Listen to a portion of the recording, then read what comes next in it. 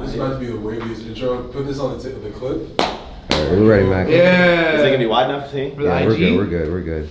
Oh, okay. So what do I do? Just lock in, I guess. We're rolling, right? Yeah, we're rolling. I gotta get some shit. This is how you start a podcast, right? Alright. You ready? Yeah, let's go. What's up, guys? Oh my god!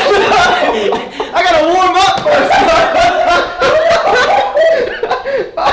Oh my god! Oh my god! Oh my god! That was Bro, what? Damn, that might be the worst one I've ever done, bro. Bro, it looked like you died. That was good. It's actually better that it went that way. Oh, that was perfect. God, dude, as soon as I jumped, I was like, this ain't gonna be good. That was insane. Let me see that. Oh my god. Damn.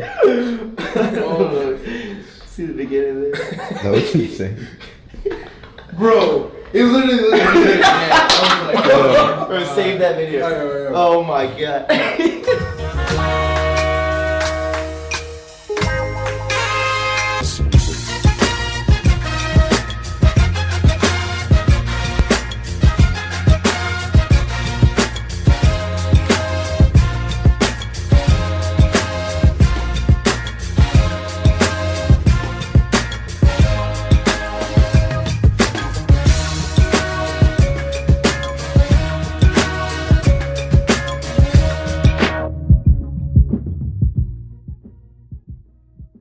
no cap. But alright, Rolling. You know that song, rolling. yeah, that's your shit. Kind of racist, dude. That's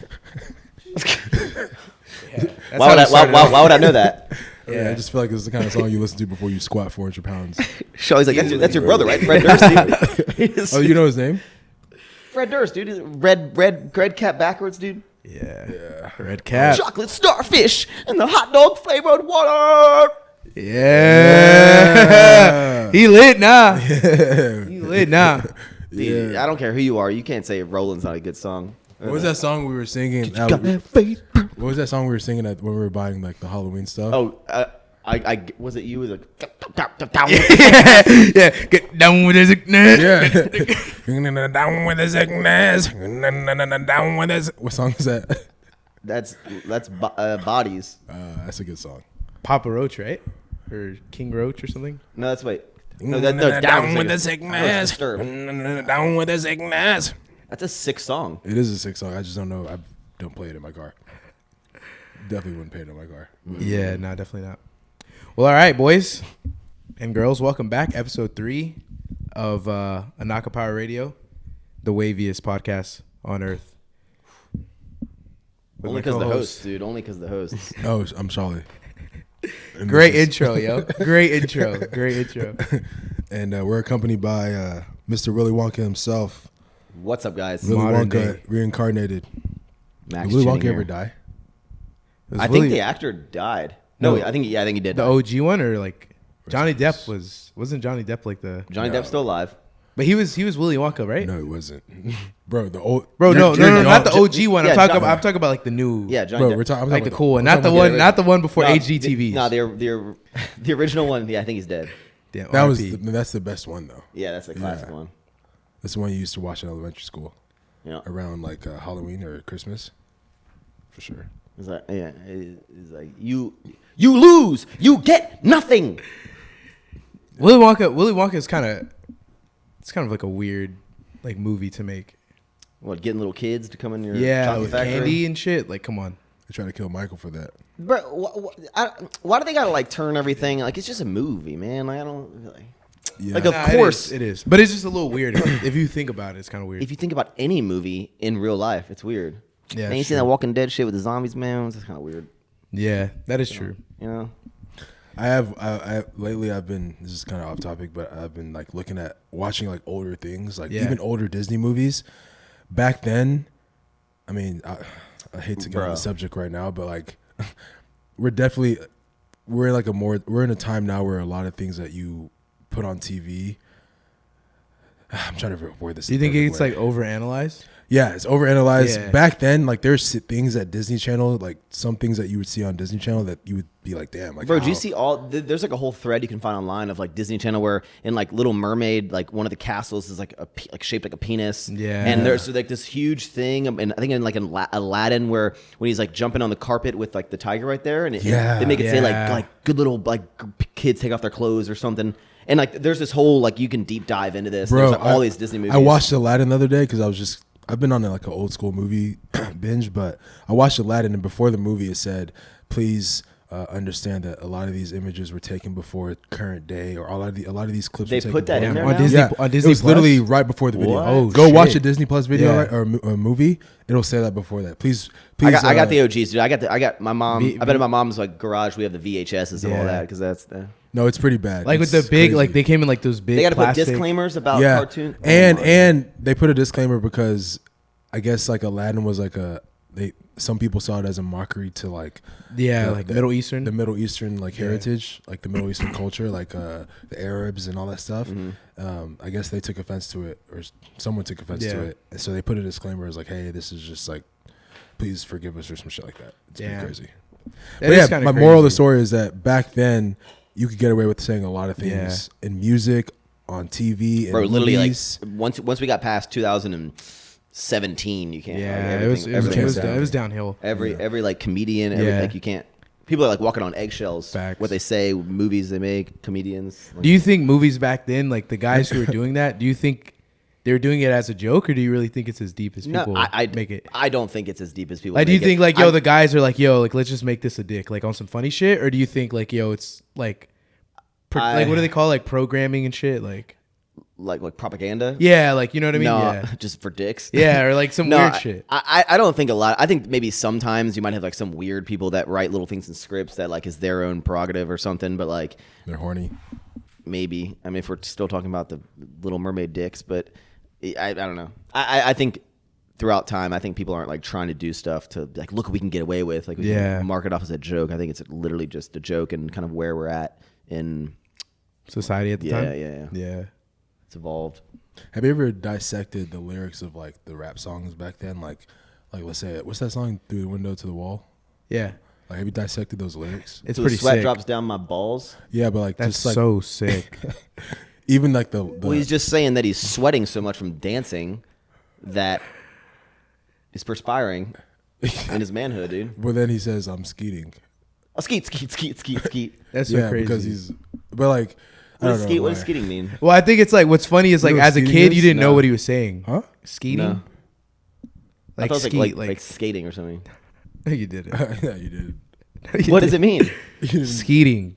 Like what? What is it? Like ejaculate. yeah, come. Like Oh, like coming. Okay, yeah. Why? Why did you that just movement? wow, that's a clip right there. You That's a guys good ha- one. That's you a guys good haven't one. seen Superbad, bro? Wow. Yeah, He's that's like- so funny, yeah. Like, oh, I get it. Like coming. Yeah. Oh man. Bro, Superbad is my favorite movie of all time. Oh man. Superbad is so funny, man. Yeah, but nowadays you can't. You can't put out a movie like that if you think about it. You can't. What was like the last movie? like the edgiest, most recent movie. Yeah, was it like the one that Seth Rogen did? Not Seth Rogen. Probably Hangovers or Step something. Brothers? No, Pineapple Express. Nah, remember he did the one of like Oh, the the one that got canceled? the animation one.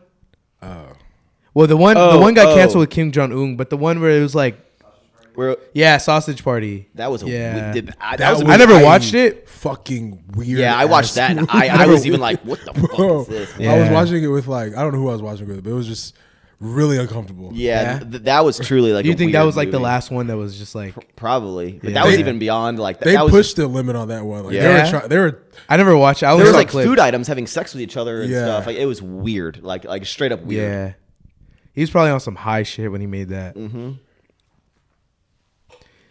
I have a theory that like most people just that create shit like that have to be high as fuck. To come up with a movie or something like that, if that's just like your normal mind, You know you're what's gone. crazy when you think about like I'm not saying like the people who play comedic roles aren't funny, but when you really think about it, like unless they were the ones who wrote the movie, Yeah, they're not like that really funny. the writers are the funny Yeah. people. Because a lot of times in movies when you get like funny quotes or something, you're like, how the fuck do they think? How do they think this Yeah. up? Like how do they think this line up? And I guess it's how it's delivered, and How how it's the delivery, presented. yeah. It's kind of like people ghostwriting for Drake, dude. I don't care. Yeah. Drake's delivering it, man. I want Facts. the end result. But like, if you think about it, like the writers, they're probably like, this shit's so funny, dude. Yeah, Like, facts. like that's kind of stuff. Yeah, I guess the delivery is the most important part for me too, because it's like Do If you gave Drake- do you care about like the whole? not Because really. y'all are like into your music. not I think if you say that you're like not like someone's not ghostwriting for you, then yeah, it's kind of like, yo, you're lying. But a lot of people do it. Like Kanye's not. He wasn't like a writer. Like people would write for Kanye on my favorite album, My Beautiful Dark Twisted Fantasy. So like, I don't really care, to be honest. But like, don't go around saying like, oh, no one writes for me. Like, I'm the best writer, and then someone's writing for you. Because it's literally like you said. Like, if I had a Drake song and I was the one like making it, shit wouldn't be sounding as good as like when Drake delivers it. Yeah, and I guess it's all perspective, but it's like if you have like a beautiful song, beautiful lyrics, whatever, really you're almost like not doing it justice to the song to like not have like the best possible delivery of that song. Like you're doing a disservice to like how like thoughtful the song is. Facts. And I get, it's like if you want it to be get out to the world. Yeah. What was Party Next Door Work, right? He wrote Work. Gave it to Rihanna, Drake right? and Rihanna. He's written like everyone. Yeah, he's wrote like hits. Everyone in the industry's songs. He definitely wrote hits. Dude, like St. John wrote a lot of songs for like Beyonce and all this stuff. Yeah, like Beyonce. He wrote Black Skin Girl, right? Yeah, I Light think Skin so. Girl. Light Skin Girl, yeah. And then she like last minute she like asked him to be on it. Yeah. Yeah, if you look at a Beyonce song, like you'll Brown see Skin all Girl. the song. Ah, shit. Yeah. Damn. Brown Skin Girl. Brown skin, light skin, dark racist. skin. Yeah, that was crazy. we said like both besides brown. Yeah. You just want to call us black, huh?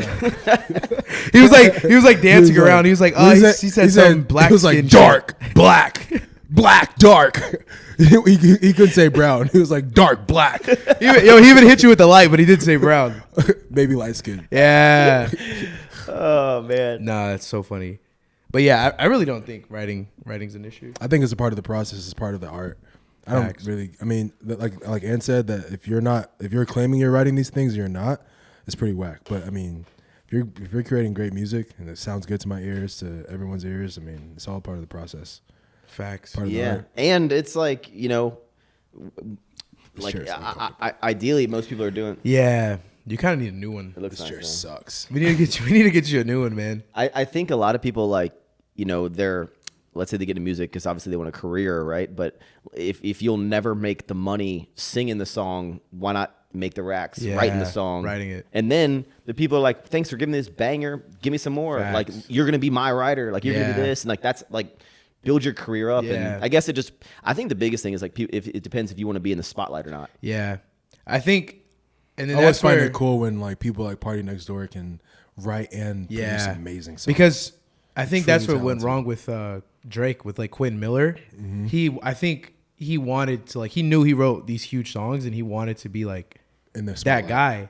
Yeah. And so then he starts telling people, "Yo, I wrote this," and then Meek and Drake. That's like, why whatever. you can't disrespect my boy Eminem, dude. Facts. Yeah, facts. He even has a line where he says that he wrote every single word of everything he's ever murdered. That's insane. You know?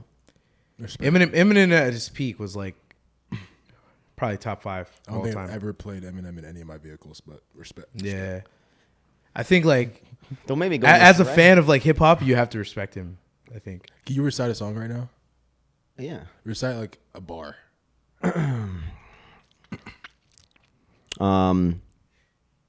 There's so many just going. That was through so my crazy. brain, That dude. was crazy. I saw that like right here. I was like, wow. I thought he was about to start freestyling. Like I was like, oh shit, he's about to just kill it right now. Dude, because like so many just go through my brain that I don't Yeah, I know. We know. But just pick like the rant. What are you feeling like? The today? first one right now. Boom. I'm some shady. What are you feeling like today? I murder a rhyme one word at a time. You never heard of a mind as perverted as mine. Bars. For me, Eminem reminds me of Bars. someone who took rap like way too seriously. Yeah. I'm sorry, Max. I think now he doesn't though. Now he doesn't. If anything, so you're saying all these rappers now they don't take rap seriously? Cause I'm an island boy. No, Yeah, bro. Like I think there's a lot. I think there's a lot of Eminem rappers- I respect like taking the craft and art seriously. Yeah. Well, it's because like back in that era, That's you what you did. literally had to like rap battle. You don't need to rap battle Yeah, anymore. true, No one true. cares Yeah, about that. No one there's- cares yeah. about no one cares I about respect actual freestyling, like all that stuff, Yeah, and facts, lyrics and shit. it's like thinking up stuff super fast. Like, I mean, Eminem went through like if Eminem tried to start now, he wouldn't make it. But like you know, he Yeah. went through the thick of it. yeah. like the real. Yeah, He was popping when he needed to be popping. facts. And you know, Because now it's kind of looked at as corny. If you're like you're doing too much. It's Yeah, like, it's kinda yeah. cringe. That's kind of why I said that. I think he's like what is it called? A required taste. yeah, for acquired. Acquired. Yeah. Okay, an acquired It's taste. required to acquire a taste for him. Yeah. Acquired taste. But it's wild, bro. You know, same kind of thing of how like, you know, cancel. Even back then, he had lines that, Yeah, his he had lines that he would come out with albums, right? And that even though it was parental advisory, whatever, even on the album they had like dubbed the songs out. So you go back to listen to old albums, there would be parts in the songs where he can't sing it. And then, for example, like on Rap God, he like references back to when he was at the peak, and he's like, now that I'm not as big as I was. And then he recites the exact line that he couldn't say on his album many years ago, and he's like, let's see if I get censored now because I'm not as big as I once was. What was that line?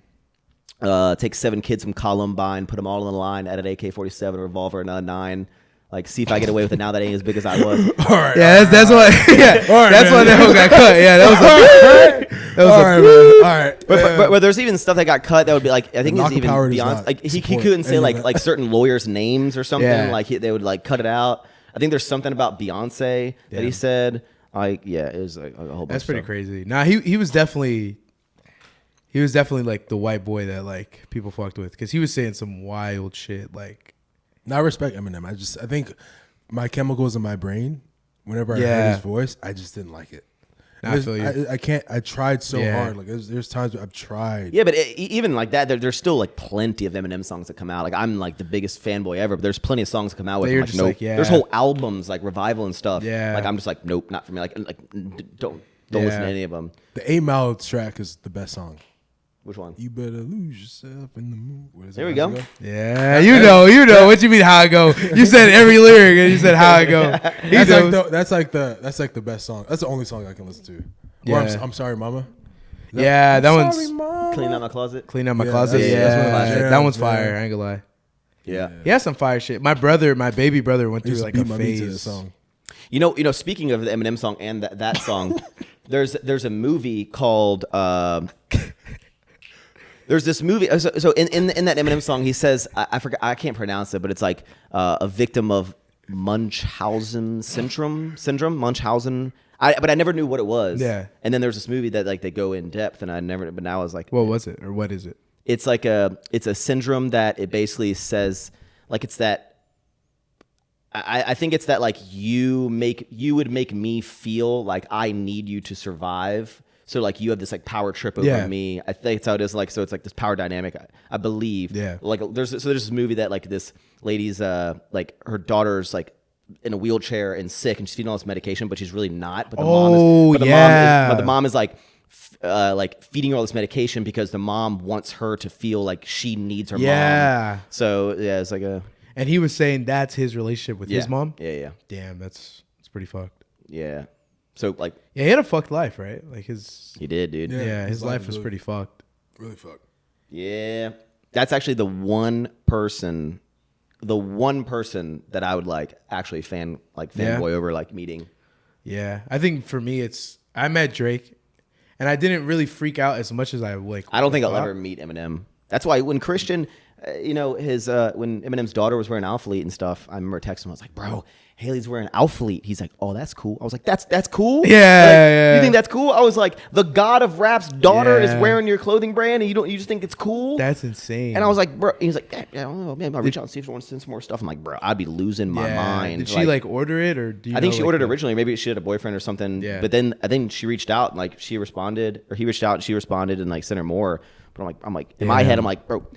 Slim Shady could have seen your clothing brand. You don't think I was like, man's Yo, yeah, he sends a package, like sneaks a little bit of Everford in there, a little bit of sour strips. Yeah. Nah, that's dope. Hey, as soon as there's the next Eminem concert, I'm going. VIP. Getting the VIP 100%. experience. But he doesn't do he doesn't do stuff. Yeah. How old is he? 50? 49. Do you think he'll do like one tour before he's like officially done? Remember Michael Jackson was gonna do that, right? Yeah. I think that'd be dope. I mean, he popped up at a LL Cool J tour that he did. He popped up on stage with him. I bet you that was probably crazy for the crowd. I mean, I'm sure it's like whenever anyone goes anywhere and like Drake comes out, like, stuff like that. I feel at this point Eminem's like past like when people think he's corny, and it's kind of more so respect now. Isn't it? Wouldn't it be wild that you go to like a concert and like the person that surprises you is like like everyone cares more about that person than like them like Drake will always be the person that like one-ups the surprise. Like Eminem, like if can't Eminem really get comes out, they're just like, what? Do you feel like Astroworld was like that when Drake came out? I think, but like low key, I expected it though. Yeah, because remember I was joking to you. I was like, bro, like how's Drake? It's like if Drake is like boys with everyone, like how's he not? But do you think it was like, hey Drake, you want to be on the show? Be like, yeah. You'd be like, actually, dude, why don't you like surprise? Come out. Like, because he surprised them. He surprised them with Kanye last year or 2 years ago. So it was Travis performing last day, and then Kanye came out. So this time I was like, okay, he's gonna do it again, and there's like literally you can't get bigger than Kanye for his fan base. Like the only other person on that same level is Drake. What about Jay-Z? People like Jay-Z. Yeah, but I feel like Jay-Z at that concert, it's kind of like at this point in his career, like these kids, they'd be like, who's that? Yeah, they'd be like, oh, who's this old man? Like, or they is that Run DMC or like where's Lil Pump, dude? Yeah, they wouldn't get as hyped for him for sure. I think for me personally, and I think this is a good segue into that conversation too, like the Astroworld, since we haven't talked since Astroworld. Yeah, we haven't, because we did the first episode, and then literally the same week we did Marco's too. Yeah. I think Astroworld was that same week of Marco. Yeah, it was like we did Marco Thursday, right? Or I think Friday or something like that. And then that was a crazy That was pretty insane. To go back to the Drake thing, when Drake came out, so for me, up until the point where Drake came out, obviously was kind of just like defending for myself in the crowd because it was pretty fucking crazy. I was a VIP. Yeah. And keep in mind, before Charlie, he has to cut it off, but like, you literally said last year that you would not go back. Yeah, because of how sketchy I low-key kind of... We low-key forced it on Charlie because I was like, Charlie last year said how unsafe he felt at the last year. And that's what I was thinking the entire time. I was like... When you finally stepped in? Yeah, I was like, what? When it started. When because remember when I came out to Escape Plan and when it got really rowdy, I was like, bro, who the fuck forced me to come here? Did you feel... like, was the VIP section any more like secluded, or was it just like... At first, I thought everyone it was could have VIP. But then people started... No, it was completely set apart, Yeah, though. but people started sneaking into it. But you weren't like on another top level. Oh, you were he was like a little banner like blocking you guys. But it was like you were blocked off from like GA, Yeah, though. but a lot of people... Yeah. So just to kind of give you guys a paint a scenario, the security officers they hired for Astroworld, they weren't security officers. These were guys that took the job to see Travis Scott perform as well. They knew that they would be close up and see you perform, bro. Yeah, I kind of respect that, but at the same time, the entire time they were performing, they were literally just not securing anything. They were just like singing along, looking at Travis, just not securing. And behind them, fucking tens, hundreds of people just sneaking into VIP. Yeah, the whole concert. And before I knew it, I was packed like a sardine. Just like the whole time, you were like, man, I could have saved like $300 if I just got general admission, sneak right in this bitch. And he had general admission too, which is crazy. Because I just thought that VIP would be better. It was. I love Travis. I love his music. That part was. I mean, it's a festival. I kind of knew what I was getting into going into it, but it was definitely something that I don't ever want to. As a 29-year-old, I don't. And with my girl, I don't want to ever experience it ever again. See, I've been to like a not very many festivals. Never like a rap festival, but even when I was at I think it was called A Beautiful Life in Vegas, there was a lot of like EDM stuff, but then we went over and saw they had a lot of rap artists as well. And for the most part, I was fortunate enough to be in this like secluded kind of like higher up area. That. I know what you're talking about. He should have done that. But like you were like completely away. Yeah. I think it's like in order to get to that point, you should have he should have both security. Yeah. But even like when we went and saw like Ludacris, for example, like we were in the very back. I was like, I ain't going in the middle of this like crazy crowd. I was like, I'll stand in the back. I was looking at the teleprompter and look at him. Security was bad. Security, honestly, it's just an unfortunate. Security was really, really bad at that concert. At that festival. Damn, now that you say it, like they took the job to see Travis, that makes a lot of sense. Oh yeah, bro. There were dudes that were my age, younger than me, just watching Travis. They were front row with me. So so it's kind of and they're getting paid for it as opposed to paying. People would literally just hop over the barricades into VIP and just squat down low so they couldn't be seen, and then just wait and then. So you think they needed better trained security or just more bodies that were security? Because I guess like what would nothing. I think what would nothing. You do to stop, like, nothing would have people? Stopped that. Yeah, because the way it was set up was like, so there's for VIP to stop people from sneaking in. Yeah, but like, bro, it was literally just like an open field of 100,000 people. You can't. It's like you literally zombie movies where like bro, swarming I in. swear to God, like so when me and so there was a point where it was just me and Serge, and we waited like an hour, right? So we waited an hour before Travis got on. We missed every set, and we were like, "Yo, let's get as close as we can." And we're walking. We're getting close. What's the point of like trying to get like? What do you? Well, for me, it's like him it's just better. Like, for me, it's just better because it's kind of like if I'm watching something from afar, you don't really feel like as a part of it, as opposed to like getting as close as you can. If you record, you get you get a better video, and like the people who are closer just like are better. Like if you're way in the back, you're just like, oh, I'm just standing here, like I'm just chilling. Like Matt, like he was kind of close and then he left, and they're kind of just in the back, just standing around watching. And like when I go to a Travis show, I'm trying to be like in the shit, rage, mosh, whatever. You do that? Yeah.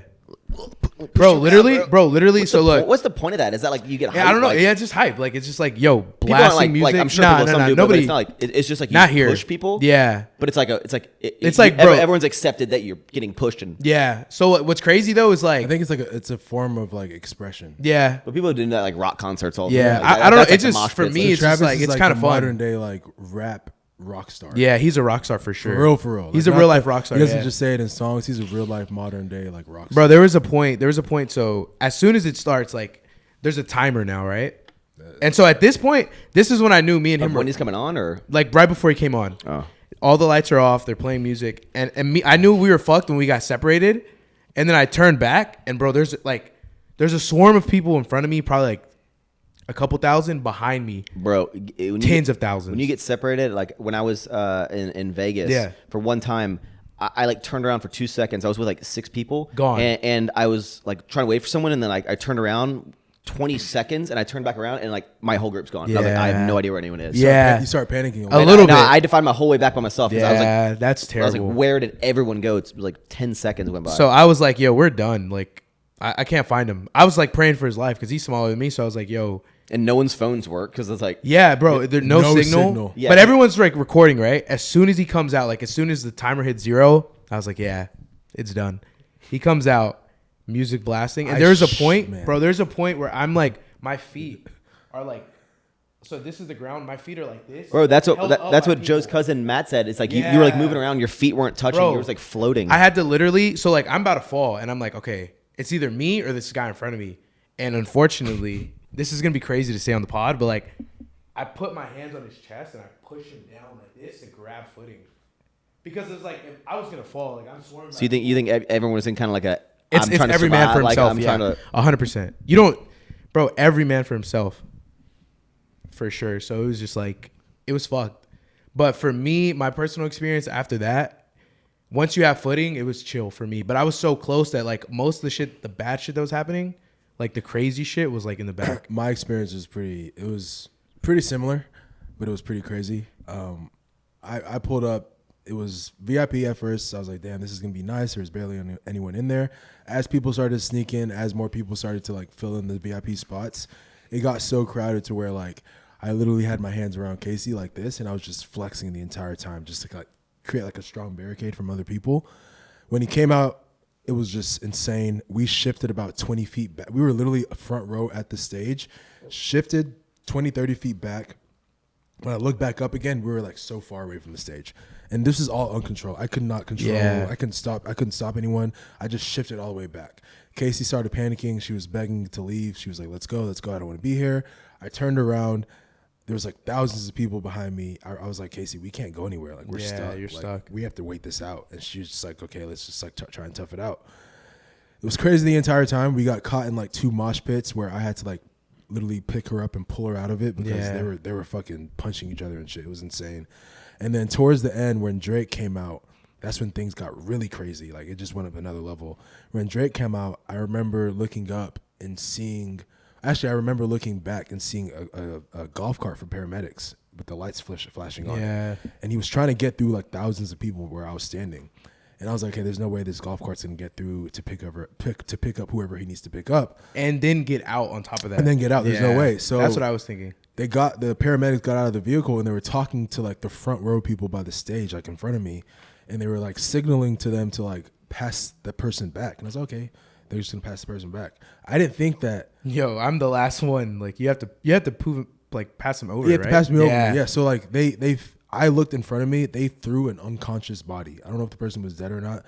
Threw the person unconscious body on top of like their heads and crowd surfed an unconscious body. I saw videos hundreds of feet backwards to the paramedic. I mean, as like shitty as that sounds, that's like the only. That's the only thing. Like the only way that it was so chilling. I bet you had to like. I've seen videos. You had to push bodies, right? While this was happening, Drake was literally rapping, and I was just like, "What is like? Why am I here?" And then that was the first time, and then the second time there was another body that flew closer to my head. They were just crowd surfing him back. Yeah, people were just dropping left and right. Yeah, it's pretty fucked. But like when they say like this, Travis or Drake should have stopped. It's not. It's like it's not that easy. Like and it's such an unfortunate. Yeah, like I can't even begin to wrap my head around it.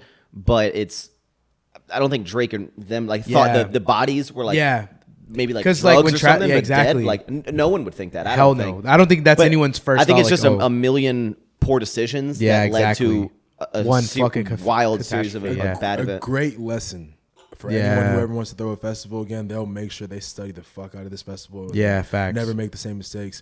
One thing that a lot of people haven't, because the media is doing it, a lot of people haven't really recognized is that Travis actually stopped the show 5 or 6 times. Yeah, he did. He stopped it to try and attend to people that were hurt, paramedics that were trying to get through. He stopped it. They don't show any of that stuff. No, they didn't show any of that shit. So, I mean, it sucks. I mean, people are going to try and get their money.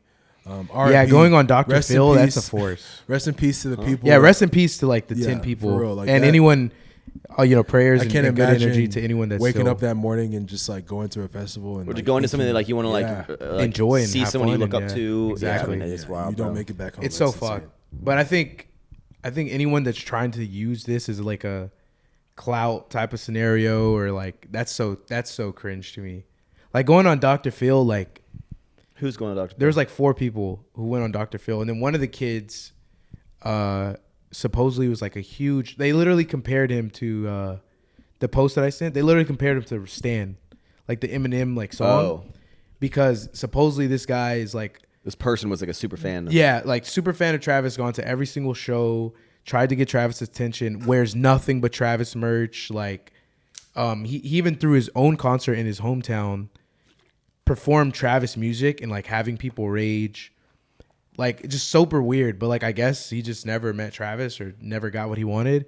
So now he's like, he was posting dead bodies and like that he supposedly saw like at Astrofest, and then now he's on Dr. Phil and shit. So like that's kind of cringe to me, because it's like obviously like you don't really care as much as like you're acting like you do. You're just doing it to like get some type of clout.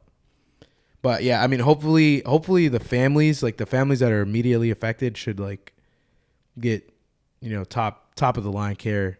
I think Travis should like pay for their funerals and like take care of them 100%. Yep.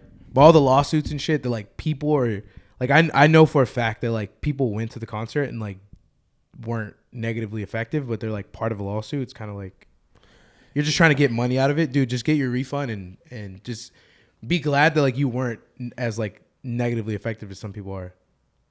That's like my take. Yeah, it's gonna be. He has a long battle. Yeah, I think he's gonna be fighting this for like the next year, at least. Yeah, for sure. Sucks because he was just about to drop a fire ass album.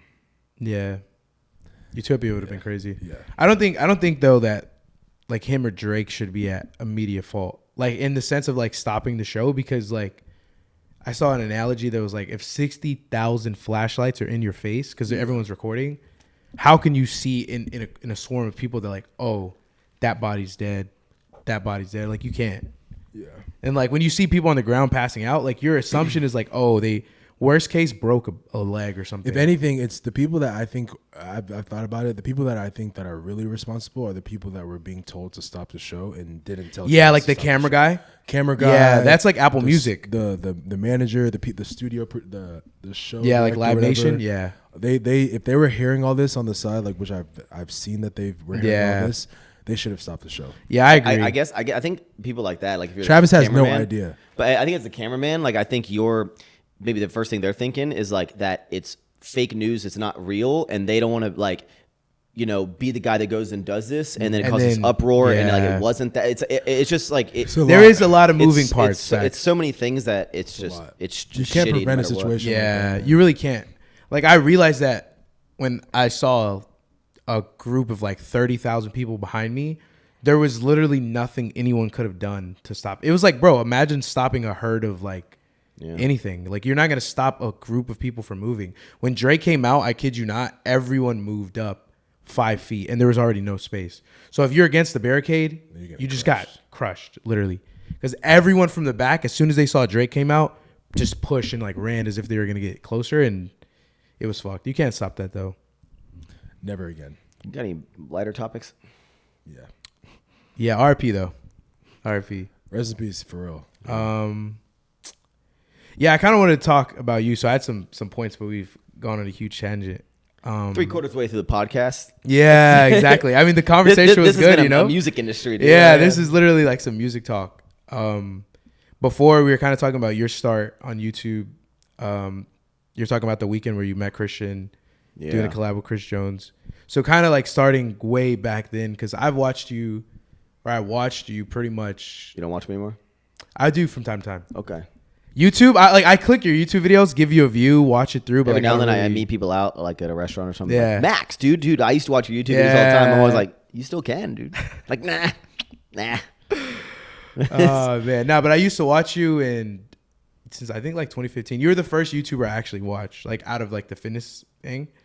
Love that. And yeah, so kind of like I guess sharing like your backstory on YouTube and how you started. Well, I started back in the golden era of YouTube. It's kind of like, you know how I mentioned if Eminem tried starting now, he wouldn't have the same traction. Facts. That's like me now. Like if I started social media now, I wouldn't have the same traction because I'm just some skinny dude. Yeah. Who is mediocre strength now. But you know, I got in when it was not a thing to do all this stuff, and no one. And I think everyone got in for the reasons of doing it because they loved it. Like back in the day, bro, like there was truly a fitness community. Yeah. I don't think there's like a fitness community anymore. Like, and like back then there was only 10 or 15 at the most, like true like fitness YouTubers, right? Yeah. And everyone knew everyone knew everyone's name, everyone watched everyone's videos, everyone commented on everyone's videos. It was like truly a community, truly a community. And that's why collaborations work so well. And everyone was doing it and wasn't making any money or very, very little. And it was just because like everyone was making videos because they liked making videos. Yeah. Everyone's putting out content, whereas now people are doing it because they see the benefit. Mm-hmm. And I get that. It makes sense. But it's just like it evolved so much. Yeah. But I kind of got in at a really good time, and then man, I've been making videos for like 8 years. Yeah. I think I've only taken like 1 week off, like missed a week. That's pretty insane. 2 at the most, I think. But I remember watching you like in 2015, 2014. You had the black leather jacket with the glasses. Yep, still got that jacket. It's Bodaskins, dude. It's a nice jacket. So what do you think was like the real like reason, like what made you pick up a camera like, yo, I just want to document my life? Well, actually, because I kind of like saw the other people doing it, and I was like, I want to do that. And so, like, who did you see? Well, I used to watch Matt Ogus, all the. I'm like one of the final standing, not in like a gloating way, but like it's like everyone's just like falling off. Like like the OGs, Matt Ogus, you know, I guess Matt Ogus and Lovato when they were doing it. You know, Chris Jones, the Hodge twins, and then I found out about Christian because my buddy Daryl showed me his channel. Damn, shout out Daryl. Yeah. I originally didn't like Christian's videos because back then I was very, very bro, and I would drop like F-bombs every like third word. And when I saw Christian, he was very PG with it, and I was like, "What? This guy's not even real. Like, this guy didn't even curse at all, man." I'm like, "What the hell? I don't want to watch this." But then I started opening up. I started liking his content because his quality was really good. Mm-hmm. But yeah, like watched everyone, and then I tried making a YouTube channel before I ever started making a YouTube channel when I lived in this like condo over the river in Virginia, and I filmed like 3 videos of it was all like shirtless, obviously, but he'd be like me making spaghetti and stuff, and he'd be like, you know, like a physique update. But then when he posts like, you know, physique update 21 back in the day, you got a lot of weird, creepy comments from like just people like really complimenting my body in like a way that I was kind of like, I don't like this. Like it was a uncomfortable. Yeah, very uncomfortable way. Like kind of I'm gonna get into it. Yeah. But I made like 3 videos and I was like, this isn't for me. Yeah. And then I met Nick Wright and stuff, and he came into town, and I started being in his videos, and he was just like, you should pick up the camera. And then it's just wild, like going from watching people to being the person who's watched. Yeah, being the person who's watching, or like watching people, and then be like, now I'm friends with these people. Yeah, now I'm doing that. That is insane. But what's wild is, you know, back in the day, you looked at people like, you know, Steve Cook, Paige Hathaway, that realm of fitness, which was not what we were in. Yeah. And now that I'm seeing all these new wave, I see how it goes. Like I see, like it was like Steve Cook and that was the fitness generation, and then, you know, Christian and myself, and, you know, I'm not saying it's just us, but like you get like that circle, and now it's now we're like the Steve Cook, you know, it's like we're like we've been around for a long time, we get the respect, but like now it's the new wave coming up, and like Marco and and I'm sure maybe like the people, Steve and all them, probably didn't understand like I don't know, like we're the fitness people, and it's kind of coming all in, but I see a lot of like similarities between the new, like Marco, Bro, and all that, to kind of like the generation that you were talking about that you used to watch. And but it's kind of, but also like all the new content is similar to what I did when I gotta go move my car. Sheesh, yo, if we're taking a break, can I go use the restroom? All right. Yeah, a quick little break. All right, guys. So we just took a small break to use the restroom in the middle of the pod, and I kind of wanted to show you guys what we're doing for Black Friday and do a small little giveaway. So I'm gonna run you through the clothes that we're dropping.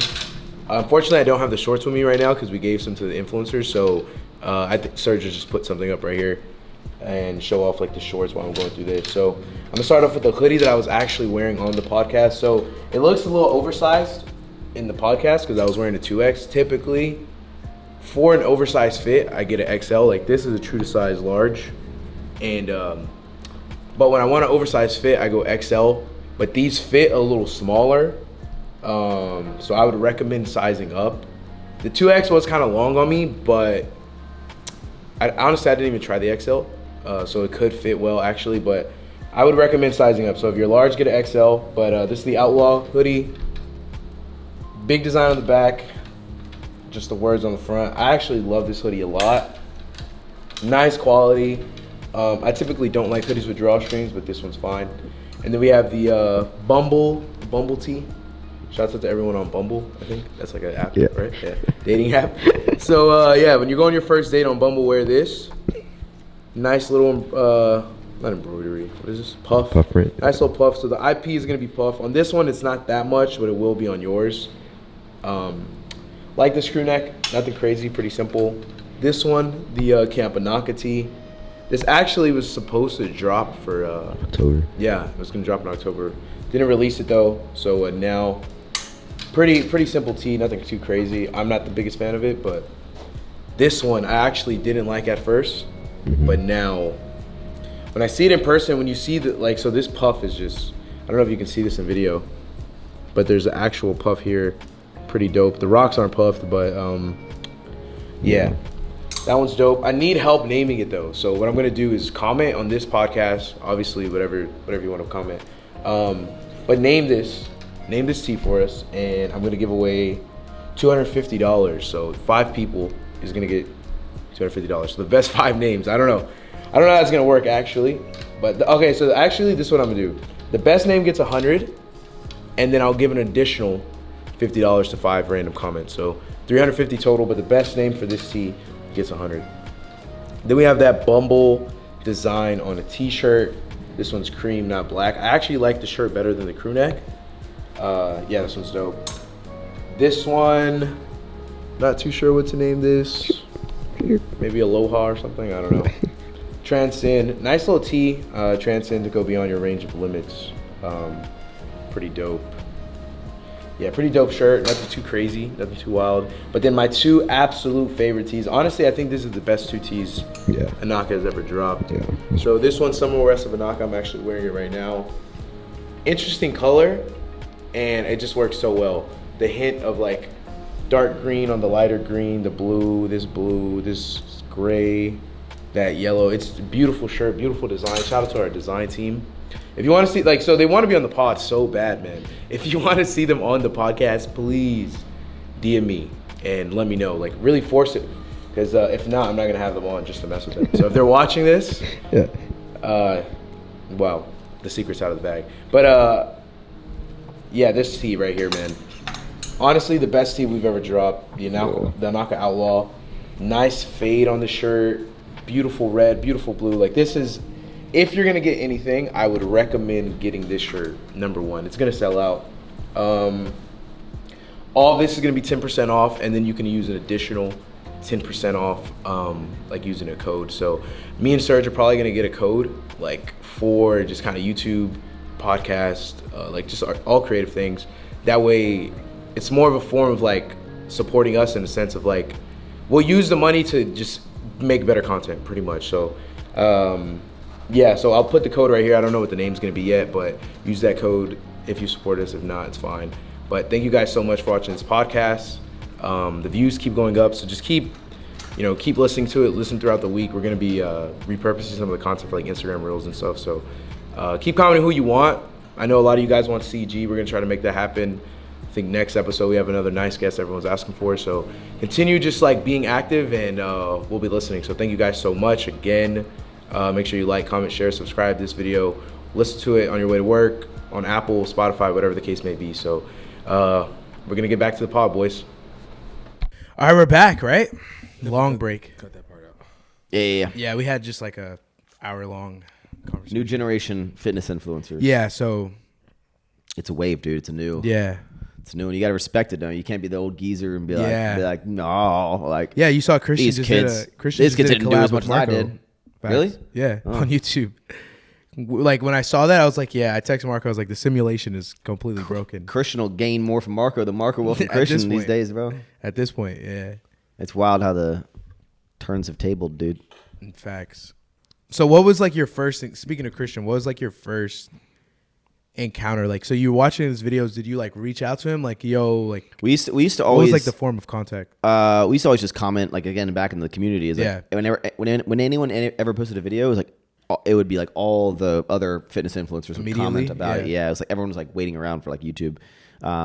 And then we would just comment back and forth, and I found out he like watched my channel, and then he actually reached out to me on Facebook because he was asking about like what dumbbells and stuff he should buy for his gym. And then I think because I had a college degree, he thought that I was like a good person to ask about like, hey, he like called me. He's like, yo, can I get your phone number? And he called me to like ask about, hey, I'm thinking about opening like the CG Fitness gym, that first gym, like doing all this stuff, and just getting my like opinion on it and advice, and then like the rest is kind of history. And then went down, became friends. And so where do you meet him, like initially, like physically? Ohio, 2014, where I met Chris Jones as well. So we linked up. It was him, and he was dating Nikki at the time, and met up with him. And that was like where I also like Mark Fit was in that room, who's an OG, he was a Canadian YouTuber, and then Rob Bailey, Dana Lynn Bailey were there as well. And what's funny is like,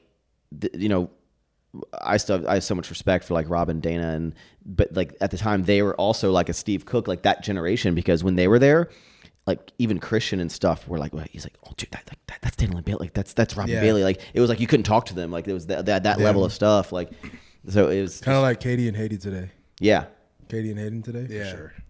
But even that, like, I didn't know who like Katie was until I like a couple years ago when I don't know when I first found out about it, but I didn't know that she was like, like an OG kind of person on Instagram. And because a lot of times I see these like really big fitness people with huge followings, and I'm more interested of like, how did you get there? Like, how did you like? I've never heard of you. Not saying I'm supposed to know of everyone, but like when I don't know of someone and they have this huge following, I'm like, how have you flown under the radar? Where are these people? Yeah, who are these followers? Yeah, for sure. So then like y'all two meeting up. This is through mutual. We just met through Christian. Yeah, met through Christian. I remember when he first came down the first time. This is like Christian's 900 square feet gym in 2014. Yeah. 2014. He came down and I think we all worked out together. I think Nick Rett came down, you came down, and it was me, Christian, at that time Blake. You remember Blake Burge? We were all just working out in like the 900 square feet gym. And we kind of just hung out that weekend and then kind of just kicked it off from there. Well, me and Charlie like hit it off. And then I think after the first time we met, me and Charlie both were like, yo, we want to go like kind of on vacation together. Yeah. We were just like, let's travel. Yes. So me and him, I don't know who wanted to originally go, but like we were like, oh, we should go to like California. And you're like, I'm down or something. I don't know whose idea of the trip. I don't know what the purpose of the trip was. It was a random ass. What was the purpose of the trip? Pointless trip. Just we wanted Just to go. Yeah. Yeah. So we just went and we're like, oh, we met like once or twice. We're like, yeah, let's get a hotel room, like just chill. Well, before that, I would come to DC though.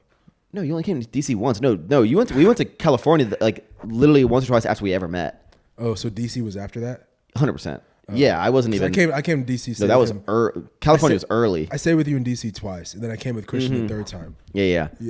So then me and Charlie had a little bromance trip in California. So it was just y'all two in Cali? Yeah, it was just us two. What do y'all do? At the time we were just hanging out in the hotel room with Kelvin. Yeah, I don't know what we did. We like. No, he wasn't. We went to some bars, just ate a bunch of restaurants. Yeah. I don't even know. I can't remember what we did. I don't understand what we were doing. To be honest, yeah, I think catching a vibe. We just wanted to go like on vacation, and like California was like the thing. L.A. Yeah.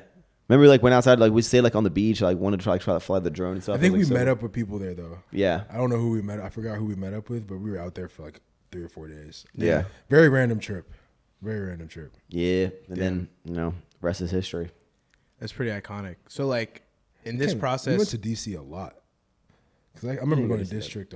I pulled up to DC at least 3 or 4. That's where Charlie squatted 500 for the first time. Yeah. Sheesh. I pulled up to DC District like three. He came like 3 times, like once with Christian. Yeah. And then when I moved to Texas, Charlie was down to ride back with me. So he flew to Virginia to ride back with me to Texas. Drove. That was the trip. That you always told me about? 30-hour trip, right? It was 18 hours. 18 hours. And he drove for like 30 minutes of it. Yeah, I did. I just wanted to compare. I drove for like maybe 3 or 4 hours. Me and him would stop. We stopped in Radford, Virginia. That was scary. And like when I think Radford, Virginia, I think the college town Radford. Yeah. I don't. You probably don't know this. So Radford was a college. It's like a party school that I used to go to a lot when I was in Virginia. Would just go for the weekend. It was only like an hour and a half away. But the Radford that like we pulled off to get like gas at was not the like Confederate flag. It was not like the school part of where there was. I was like, oh, this isn't what I thought it was. And we went in there. I mean, we went to get like snacks and stuff, and like it was just a sketchy thing. And like Charlie was like, I ain't getting out of the car. He didn't want to go to the gas station. Bro, and shit. A black person in Radford. Yeah, that sounds crazy Virginia, already. Bro, Radford, Radford. A black person in Radford is crazy. I remember on the way there, remember I looked up the Wikipedia. No. That was so when we were trying to find where we were gonna stay for the night. We're like, hey, let's wrap this up, and we would stay. And I'd be like, okay, let's like pull off at the next like town that we get into. But this man would like see what towns are like we're about to get to, and he like go on Wikipedia and be like, we ain't going to that town. That's definitely some Charlie shit. I would look up the demographic like, yo, okay, there's only like 0.0008% black people in there. No, there was a lot who would pull it up and be like, this is the most racist town like in America. I would go to Google racist Tennessee, racist Kentucky, racist, just to like kind of see if like these cities and towns are racist. So we had to drive like an extra like hour, 2 hours to like get to a place where he like was like, all right, that's cool. It's crazy. That was a fun trip though. That was the first ever like. Actually, no. That was like my second long trip. I'm doing it again. I'm going back for Christmas. Oh, you're driving? I think my brother's flying here to ride back with me, and then I think Peter wants to come for New Year's. So I think Peter might ride back with me to Texas. I'm only driving so I can take Dude for Christmas. Yeah. It's annoying. You can't fly with dogs and stuff anymore. Damn. Yeah, but I mean, dude, like that's like the history, bro. It's like it's wild thinking back. Dude, everything was such simpler times. Yeah, it seems. So like when CG has the gym, he starts Alphalete. At what point is like is Everforward after Alphalete or is that before? I think he started a little bit before me. Yeah. I started in 2014, but like the end of 2014. It was like August 2014. that's when that started. I think he started earlier in the year or something. Yeah. But yeah, and everything was just, bro, like life was just so much simpler. Yeah. I think with anything with business and life, like you always you think you want to get to like this high point, whether it be in business, whether it be like revenue or like how big your business is. And then like when you get there, you're like, damn, dude, it was way simpler when it was like kind of more low key and chill. Because once you get there in business, you're just like, damn, I want more, I want more, I want more. Always. And then it never ends. And then you find out like this business life is just a never ending stress. Yeah. And at some point you're like, hey, like when is the pinnacle? Like when is the top? Yeah. You're like, no, I can keep going. And it's good to like want more, but like a lot of times you're like, you if you take a step back, you're like, you think you're living a way better life because you're making more money. But you're like, stressed. Before it's not like I didn't have to do anything, but it was just like more of a carefree life. I think back to like my district barbell days and stuff, and it was just carefree. Like I'd film videos during the day, go there with the boys, lift, have a great time for like 4 hours, dick around, go get some food, chill, and like I can't. It's just. I remember when my life consisted of waking up, eating my breakfast, heading over to Sugarland from Houston because I was in college at the time. I just got out of college actually, and I would just come here, chill at Alpha Elite for like an entire work day and just do nothing. Yeah, just hang out with Christian and just like film content, film YouTube videos. Yeah. Like, dude, do you want to go watch a movie in the middle of the day? Yeah, sure. Like that was my life. But we were all making money. We were all paying our bills and making money. But that life compared to the life now, where I'm constantly always stressed, always worrying about like Inaka business, this, that. Like you're right. Life back then was 10 times more enjoyable, 10 times more carefree, but there's pros and cons to both sides for sure. I saw your tweet the other day where you're just like, you're stressed because of business. Mm-hmm.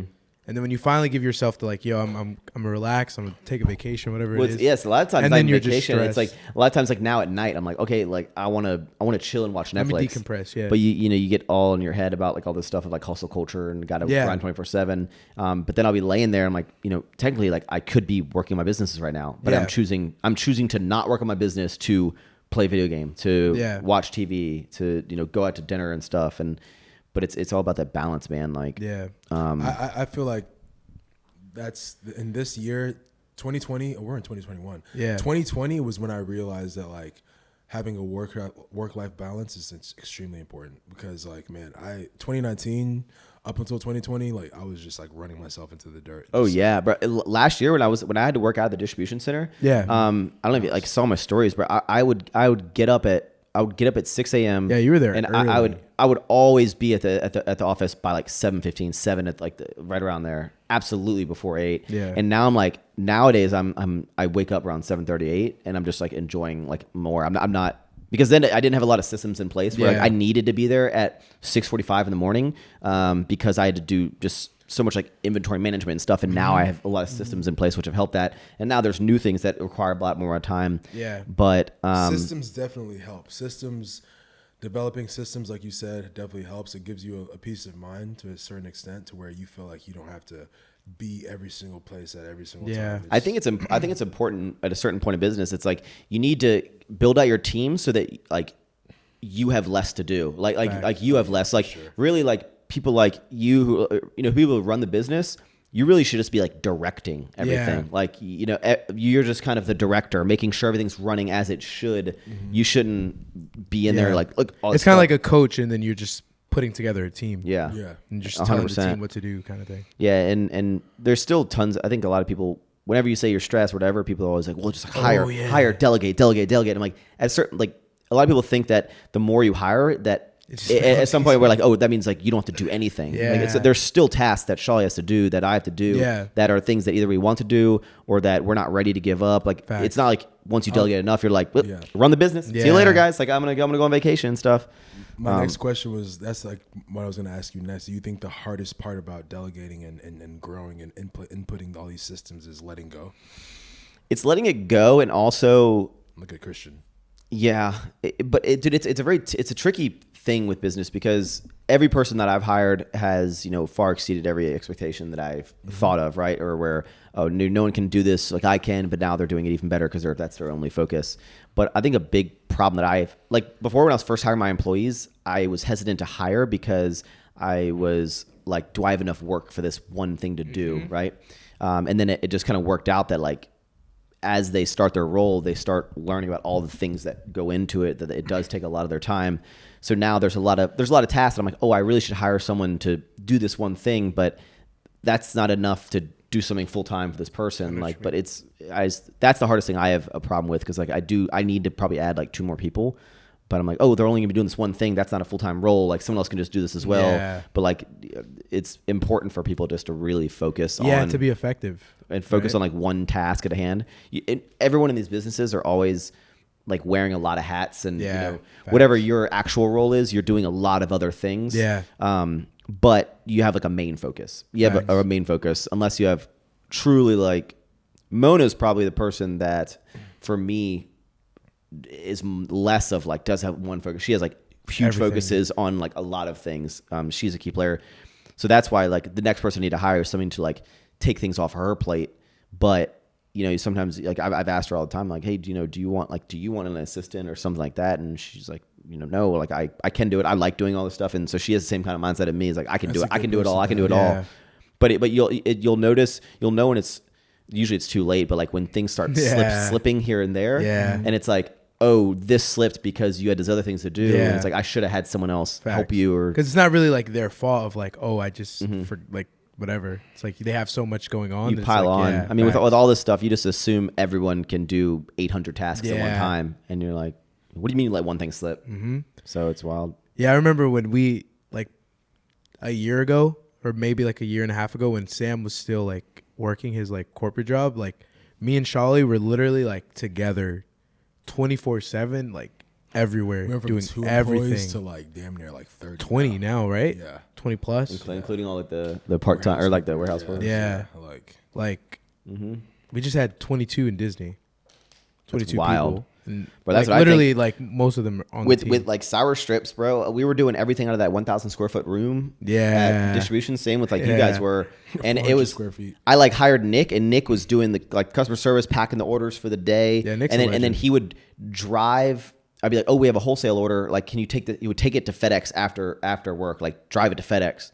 And now just with y'all, it's like, you have a warehouse full of people every day. We have a 18-wheeler that gets dropped off and picked up every day. Like, it's wild, bro. It's so wild when like, and it just happens before you even like think about it. Like, you just look back and like, when did all this happen? Bro, literally, it's like, because day to day you're just grinding, and then when you see it, you're like, oh shit, like this is where we're at. Dude, a lot of times what I'll do, and I've done it throughout many stages of my life, but like for now, I've saved the candy thing. But like, I'll walk out sometimes at nighttime, and I was like stay in the warehouse, be like just myself, and I'll just look around. I'm like, damn, like my team, like we did this, like like this is wild. Like when you just step back for a second and kind of take it all in and be like, pat yourself on the back a little bit. Yeah, and you just think about like how far you've come and how far like what you started, and you're like, how did I ever do this much of the business out of like this thing and with this small team? And before you know it, and like that same thing with like the hiring things. I like when I hired Nick, for example, to do the operations, I was like, I just need someone to kind of print the orders, do the orders. And now this man's having like full on fledged like UPS meetings and forecasting our inventory and all this stuff. I'm like, how did I think that like I didn't need him or like other people? And it's just wild, man. Those same exact thoughts daily. Yeah. Daily. I think with hiring like that, people think it's like if you hire, it makes your job easier, but then it's like you then are like y'all two are like in charge for these people.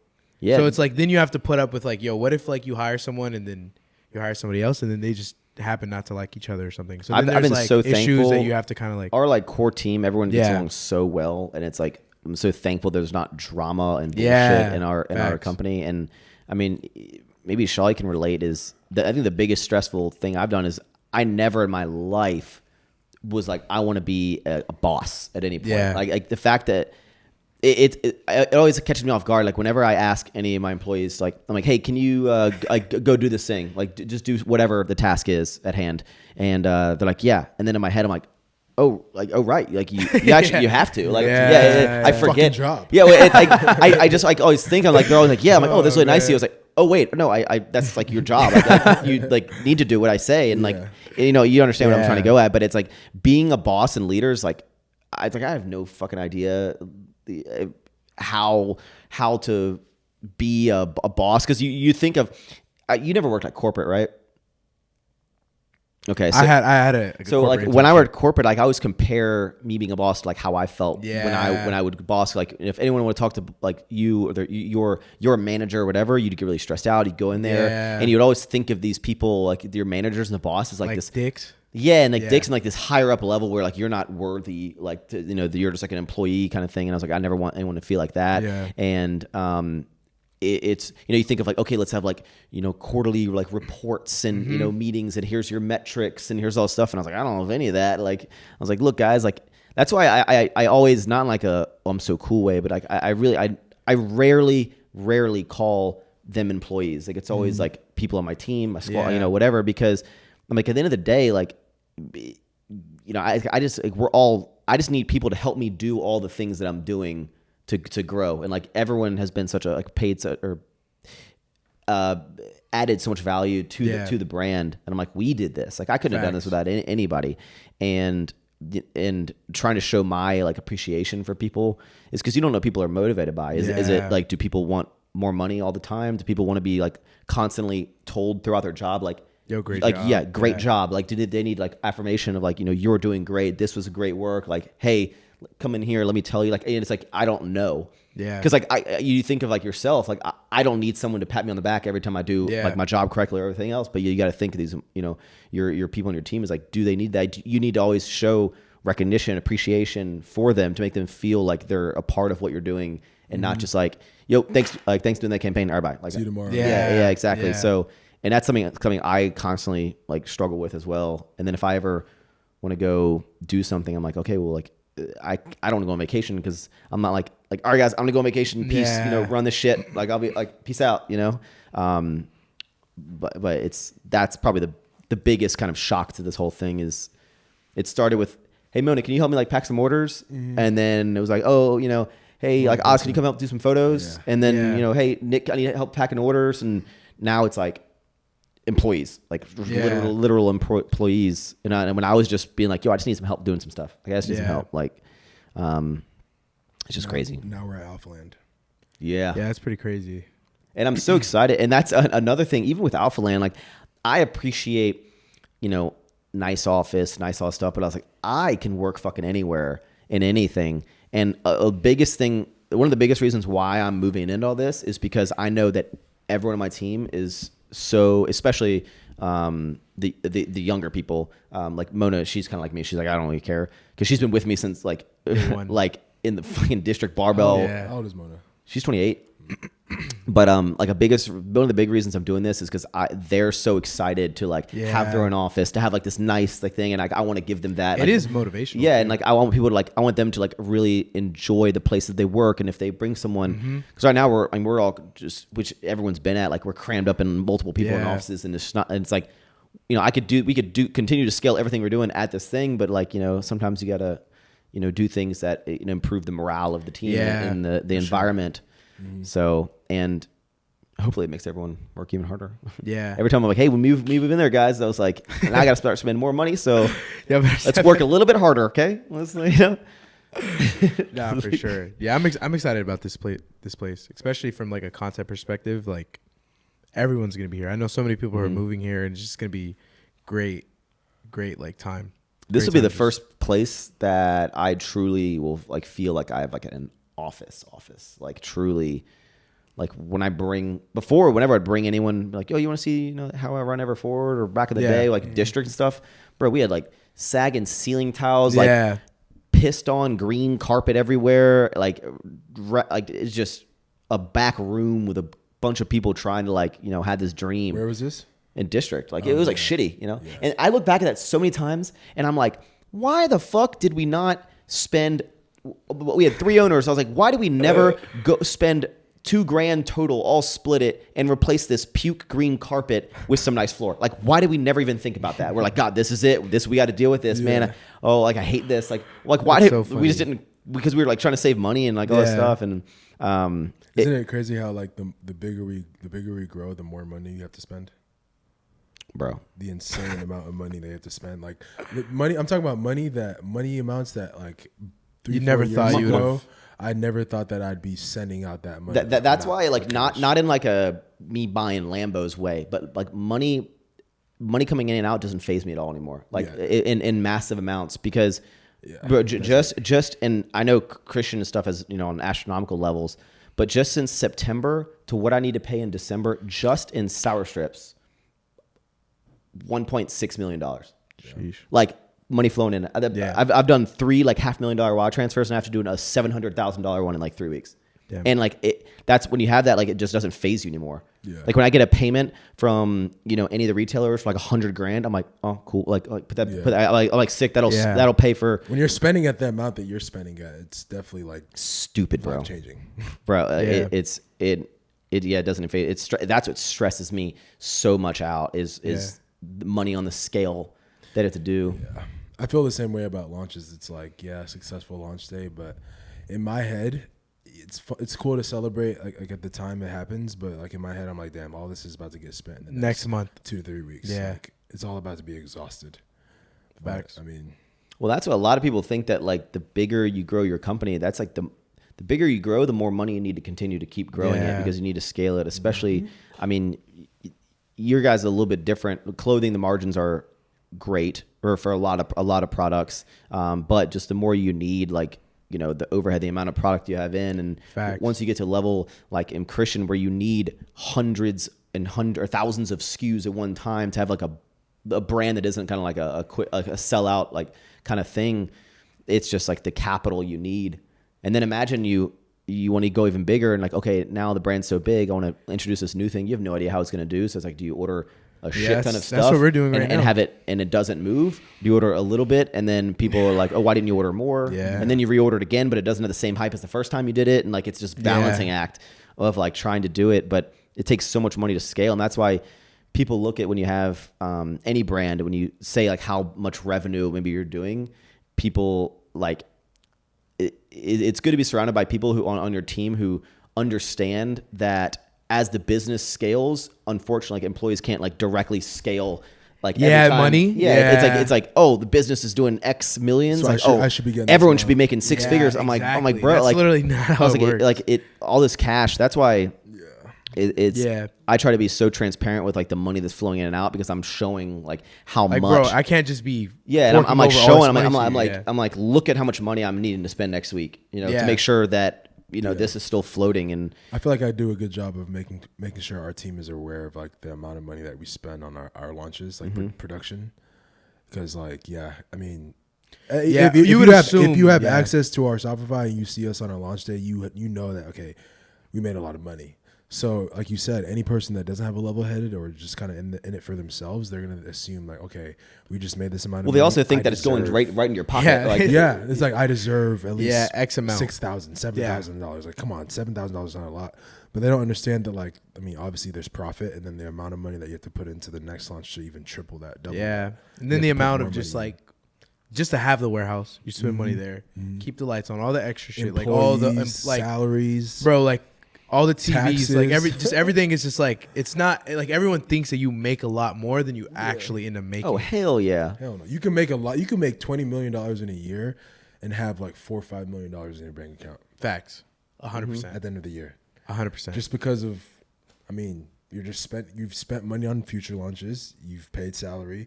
Taxes is a huge part of it. There's so much that goes into that. Like, it's insane, man. That's one thing that I really have to. That's why I've always said it with anyone. I'm like, if there's a much bigger difference between having a $10 million revenue company and having $10 million. Yeah. Oh, like 100%. like astronomical light years. Even having like if you hit like $1 million in revenue and having $1 million is like That's not happening. Like anyone who's like, I have a 7-figure business, $1 million. I'm like, I was like, you ain't got shit in your bank account. Like I was like, I know you're broke. Like I remember when I think it was 2019 we made $1 million for the first time, or 2018. 2019 we made $1 million for the first time, and I remember because I remember you look at the bank account, you're like, where is it? Where's the fucking money? I remember the story you told me for Heidi's meetup in Ontario. Where was it? Edmonton. Edmonton, yeah. we went to Heidi's Buff Bunny meetup in Edmonton, 2019, 2018. And I remember we were doing cardio. I was prepping and we were doing cardio in the morning. And he told me that Everford had just hit like $1 million or something like that. And I remember you told me that, but I only have a certain amount in my bank account. And I was like, damn, that's crazy. Like Max definitely didn't do his numbers right. Because when I make $1 million, I'm gonna have $1 million. I'm gonna have $1 million. I'm gonna have $1 million in the debit. I think the next year Inaka did $1 million, and it was like 1.9 or something like that. And I remember looking at the bank account, and I was just like, damn. You're like, damn, Max was right. And dude, I ain't got nowhere near $1 million. And you're literally like, what am I spending it on? Yeah. Like, and you know, like that's the biggest thing too is every time that it happens, I'm like, I know I ain't pulling it out and buying a bunch of shit. Yeah. Like I'm not whipping around in Lamborghinis. Yeah. And that's why when I see people buying like crazy stupid stuff, I'm like, man, you really need. People can spend their money however they want, but I was like, man, you're not putting that back in the business like you should. If you're like, because I know how much cash it needs to comfortably buy something like that. Yeah, you've done this. And it's like CG OG 2015 days. That's legendary though. 18 Lambos. Bro, just going CG going through exotic whips like that is legendary. Bro, he went through exotics. Like I'm not talking about like Mercedes, like Porsche. He was going through exotics, like exotics. Like pulling up to the gym in a 458, that's crazy. 750s. Christian was making some cash. He was making a lot of money though. He was making a lot of money. My thing is and back to that topic of buying expensive shit. My thing when I tell people, especially when people ask me like how do I afford a G-Wagon or like the cars that I drive or the Porsche, whatever. My thing is like we've scaled our company now to a point where like me and my business partner, we pay ourselves a certain salary per month, a salary that we feel like we deserve. One, obviously, two, and then a salary that we also need to survive. I mean, we both have houses. We both have soon to be families. Both damn near gonna get, or he's married. I'm about to get married pretty soon. Put it out there. Let's go. I'm not signaling like I'm gonna get married. Like, Congrats, I'm saying that eventually. Congrats. Yeah. This is the engagement right here. Okay, so you ready? No, I'm saying that eventually we will. So my thing is that like, I mean, you can agree or disagree to this. I actually want to hear your input on this, but when you've worked hard and you feel like you've slaved enough to build up a brand that you've been working hard for, and I mean you're making really good money for your brand, your company, and you're paying. And the thing is, like, one thing that people shouldn't do is take company money to buy expensive stuff for your personal your personal leisure. That's the worst thing you can do, because that leads to a never-ending ball, a snowball effect if you just continuously spending company money. And I know, and then you never reinvest. I know people that have done that, and it just makes their business tank. I think you should get to a point where like you talk to your CPA, you talk to your financial advisors, and you also talk to your. I mean, if it's you by yourself, fine. But if you're talking to your business partner, like my situation, you're coming up with a number that you feel it's comfortable to pay yourself salary. You still have enough, like. And bro, like you're able to. I mean, no one's buying a car outright. I mean, you're stupid if you do that. So like, if you're able to afford a mortgage, afford 2-3 cars. You don't need 2-3 cars, but I mean 2 of my cars for company purposes. But if you're able to afford all these things and still have a solid amount left, even for me, more than 75% left out of your monthly salary to like invest, save, put in a savings account, do stocks like we did all of quarantine. Like we're so fucking bored. Like if you're able to have that much money to do that on the side, then, I mean, there's guys, if you want to make sure you take like all your money and you put it into stocks, because a year later you can actually have less money. That's insane. It's better than keeping it in a savings account. But just paying yourself a comfortable salary to where you feel like you. Do you? So you used to do a lot of like coaching. Is Inaka your only? Coaching is still there. You still do coaching? Yeah, coaching is still there, but it's not. The way I see it is that coaching, when I first started Inaka, it was, I don't know what to do with my hands. Yeah. Like 50%, I know. Talladega Nights, dude. Yeah. Do it. Okay. Yeah, but anyways, when I first did coaching was like number one. I was making 6 figures, killing it. I thought that was the epitome of life. I was like, man, I'm gonna retire a coach. Yeah, Coach Sean, business coach for life. I remember I had like 200 clients at one point, and as Inaka started to grow and to me, it was like, okay, this is just an accessory company. I can do both at the same time. And then we branched into apparel, and then now we're doing all these other things. As Inaka started to grow, coaching, it was at 50-50. Coaching went down to like 35%, 25%. Inaka was going up. Now I would say Inaka is like 90% and coaching is 10%. So you don't really make a lot of money from like social media stuff. Oh, zero money. Really? Zero. See, that's what's, I guess I'm still so like into social that all of my income is social media. Next year when we do the holding company, I'll have to start taking a salary, but it'll like even my social media money will go into this holding company, and then it'll be like a group salary from all the businesses. Yeah. But like right now, 100% of anything that I purchase in my life is from social media. When you say that, what do you mean? Like by social media, sponsorship deals and shit. Like Sponsorship, brand deals, YouTube, and then you still make money on YouTube? Yeah, yeah. So no, I do extremely well with just social media. That's good. That's really good. And that's why it's like I can't. You have to be a special breed to do that. For me, like for Inaka and all the running parts that we're trying to do, it's just so hard for me to detach yourself from. Yeah, everything. That's why it's almost like a conversation that I almost put in a video, but I kind of like didn't hit the topic on the head. Is, you know, as I'm doing more YouTube, it's such a social media world of mine. It's like it's such a lucrative thing for me that I'm like, oh, I can balance and do all this stuff. But I always also look as like, is that the best use of my time to do it? But it's a very lucrative thing for me to do, and and what's good is that it also gives me a buffer. If I ever need an investment in any of my companies, I can fund it because of because of everything that I'm doing. And it's like, I can't give it up because it's that's. Yeah. I mean, the fact that you've been so consistent on YouTube, I think, is a testament to it.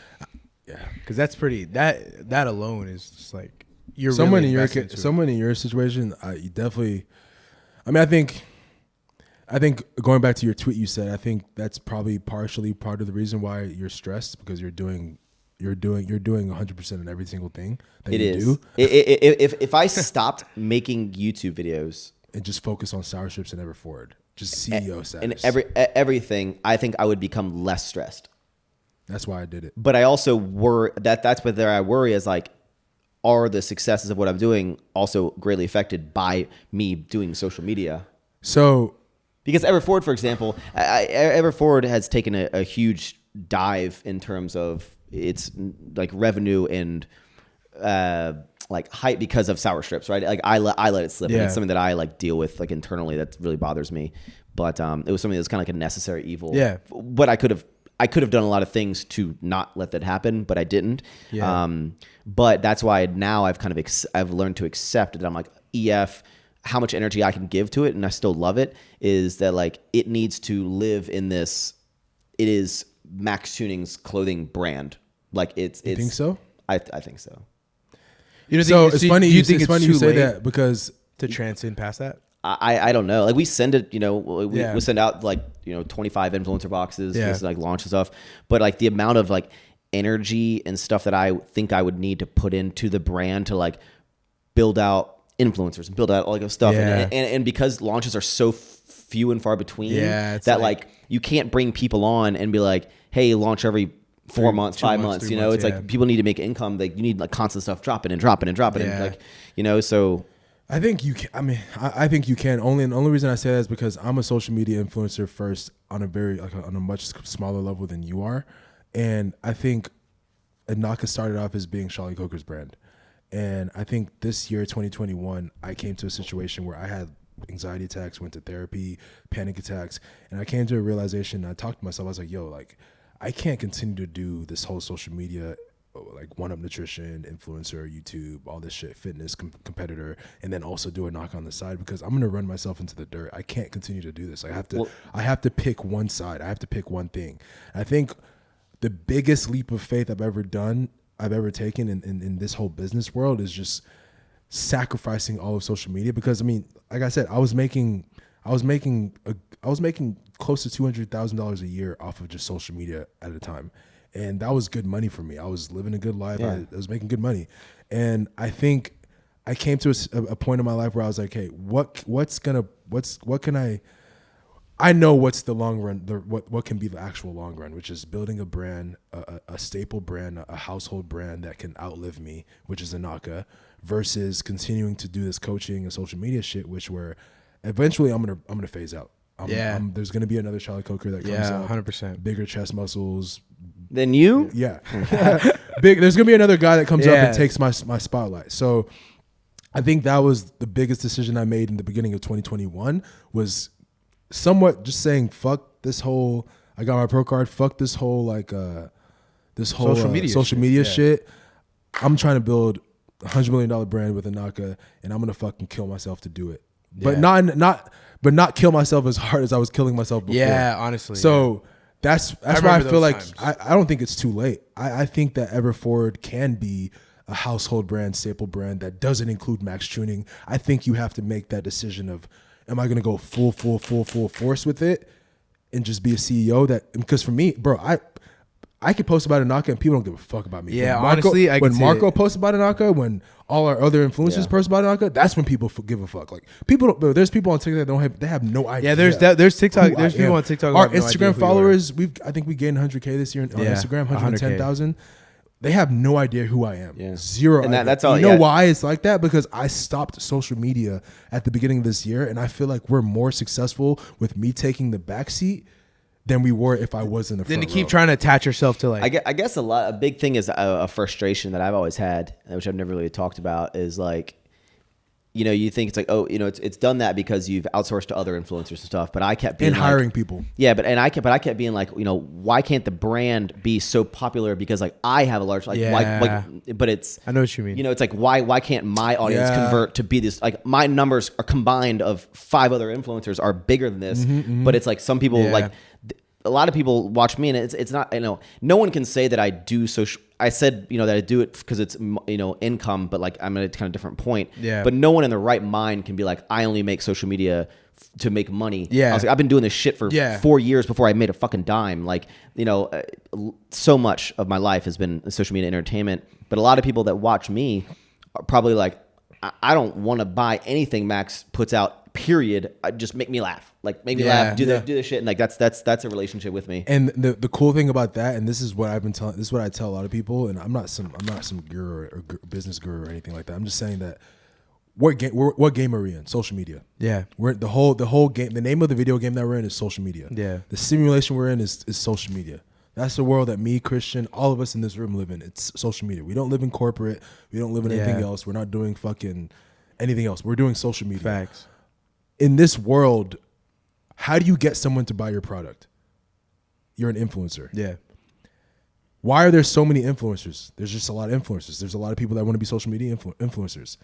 If you can't influence someone to buy your product, I promise you somebody a else Marco can. will. Yeah. And I promise you a Marco who has 100,000 followers will get another 100,000 people to buy your product. Yeah. If you can't do it yourself because they just don't like you or they don't relate with you, if they relate with Marco and they see him wearing that product Everforward, they're gonna buy the product. Then you know why? Works, because that's how the game works. You can't exhaust yourself to an extent where you're like, okay, I give up, like this, I can't do it. Like you have to, like, for me, leveraging and giving and allowing other people to essentially carry the name of Inaka Power on their back, regardless of what they do in their free time, has been the biggest challenge for me. And now I'm learning that was a decision I needed to make because I used to think the same thing. Like, wow, like I've spent so much time. I remember when we were driving back home from driving back to Houston from DC when I was helping you move, and I hit 100K on Instagram.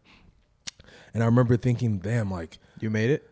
I made it, but at the same time, I was like, damn, why is Inaka Power only at like 17K followers? If I have 100K, like I'm growing, but why isn't my business growing? Yeah, I feel you. And at that time, I was thinking the same. I was like, man, like it's so weird how this works. Like I'm putting like a lot into my social media, but I'm also putting a lot into Inaka Power, but I'm not seeing the same results. Conversion. Yeah. So for me, I think just understanding that this game is called social media, and then hiring and then just finding out that like, if we assemble a team of solid influencers to help build our brand, I mean, look at Gymshark. The way they Yeah. did it wasn't Well, because I guess it Lewis. applies to the same thing as like you outsource your work in the job. You're just outsourcing the social media. Like you're outsourcing. Yeah. You're Just like outsourcing that. the promotion. Just like that. Facts. Yeah, like Because I'm not the waviest motherfucker alive. Yeah. I may Yeah, think I I am. I am. I Well, may I think guess- but no, that's a good point because, bro, like half of these influencers.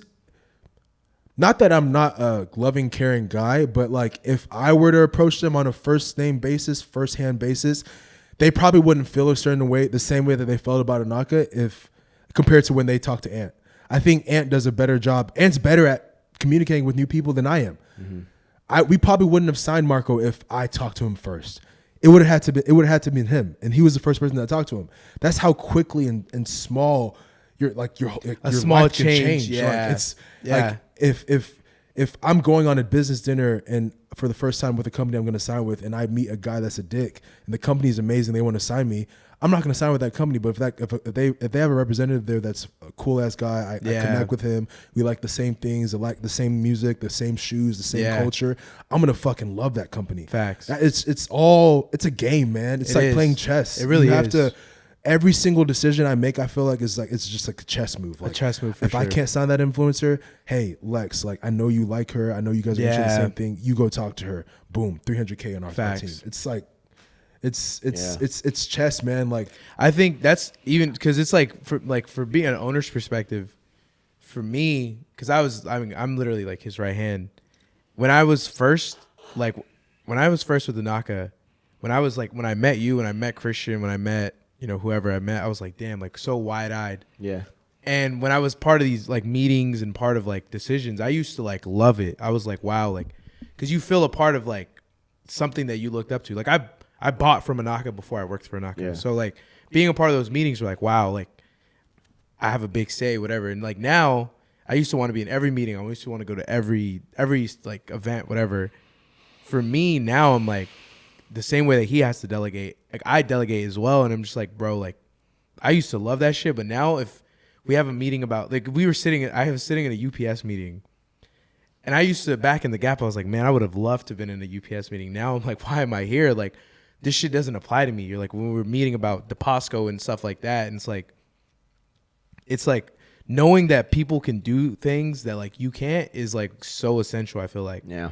Because it's like you said, like if I think if you talk to Marco, yeah, he would have signed. But like just an example of like he made it more sweeter. I think it's one. I guess the only thing I'm trying to say to you is that I've learned that it's just like it's not a one man effort. And, Yeah. I think that if anyone wants to make a business like exceed or just like outlive themselves, let's say like for you, like you started Everforward and you want it to be a brand that exceeds just Maxx Chewning, it's doable. Yeah. You're just gonna have to play chess to get there. just find It's the right definitely influencer, doable. the right. It's Yeah, I mean, you do it definitely with doable. sour strips because like I feel like at Imagine this if point, you had like an Ant on your team Yeah. that like did that for Everforward, bro. Well, yeah, I know, and like you think like we're Sour Strip's doing so well because you apply the same model, but it's just it's different with Yeah, like Sour Strips is doing Yeah. phenomenal. I mean, Sour Strips is an amazing product off rip, so it's like it's just like it's easy. yeah. I wanted to ask because I feel like for you had Everforward and like that was like your first, yeah. Well, you had the gym first, but like Everforward is like your first like business like brand, whatever.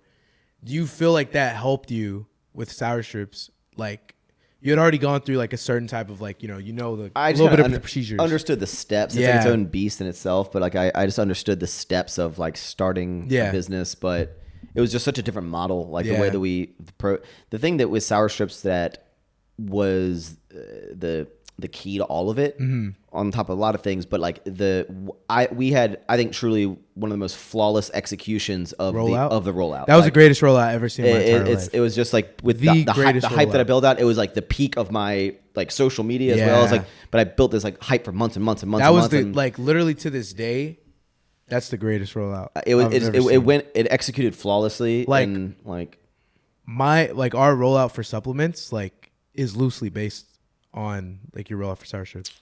do what I can, dude. Yeah, because it's crazy. So like, I feel like Kobe, right? The basketball Right? player. Yeah. Okay. So at the early part of his career, he wore number 8. The second part of his career, he wore Obviously. 24. And like when he gets asked like which like part of the career he liked best, like he chooses 24 like for different reasons. So like which part of your career, like at this point, you have Everforward, the beginning of Everforward, and then now like the second half Everforward, Sour Strips. Like which side do you like best? It's such different points in my life because like remember how I was saying earlier how it's like carefree.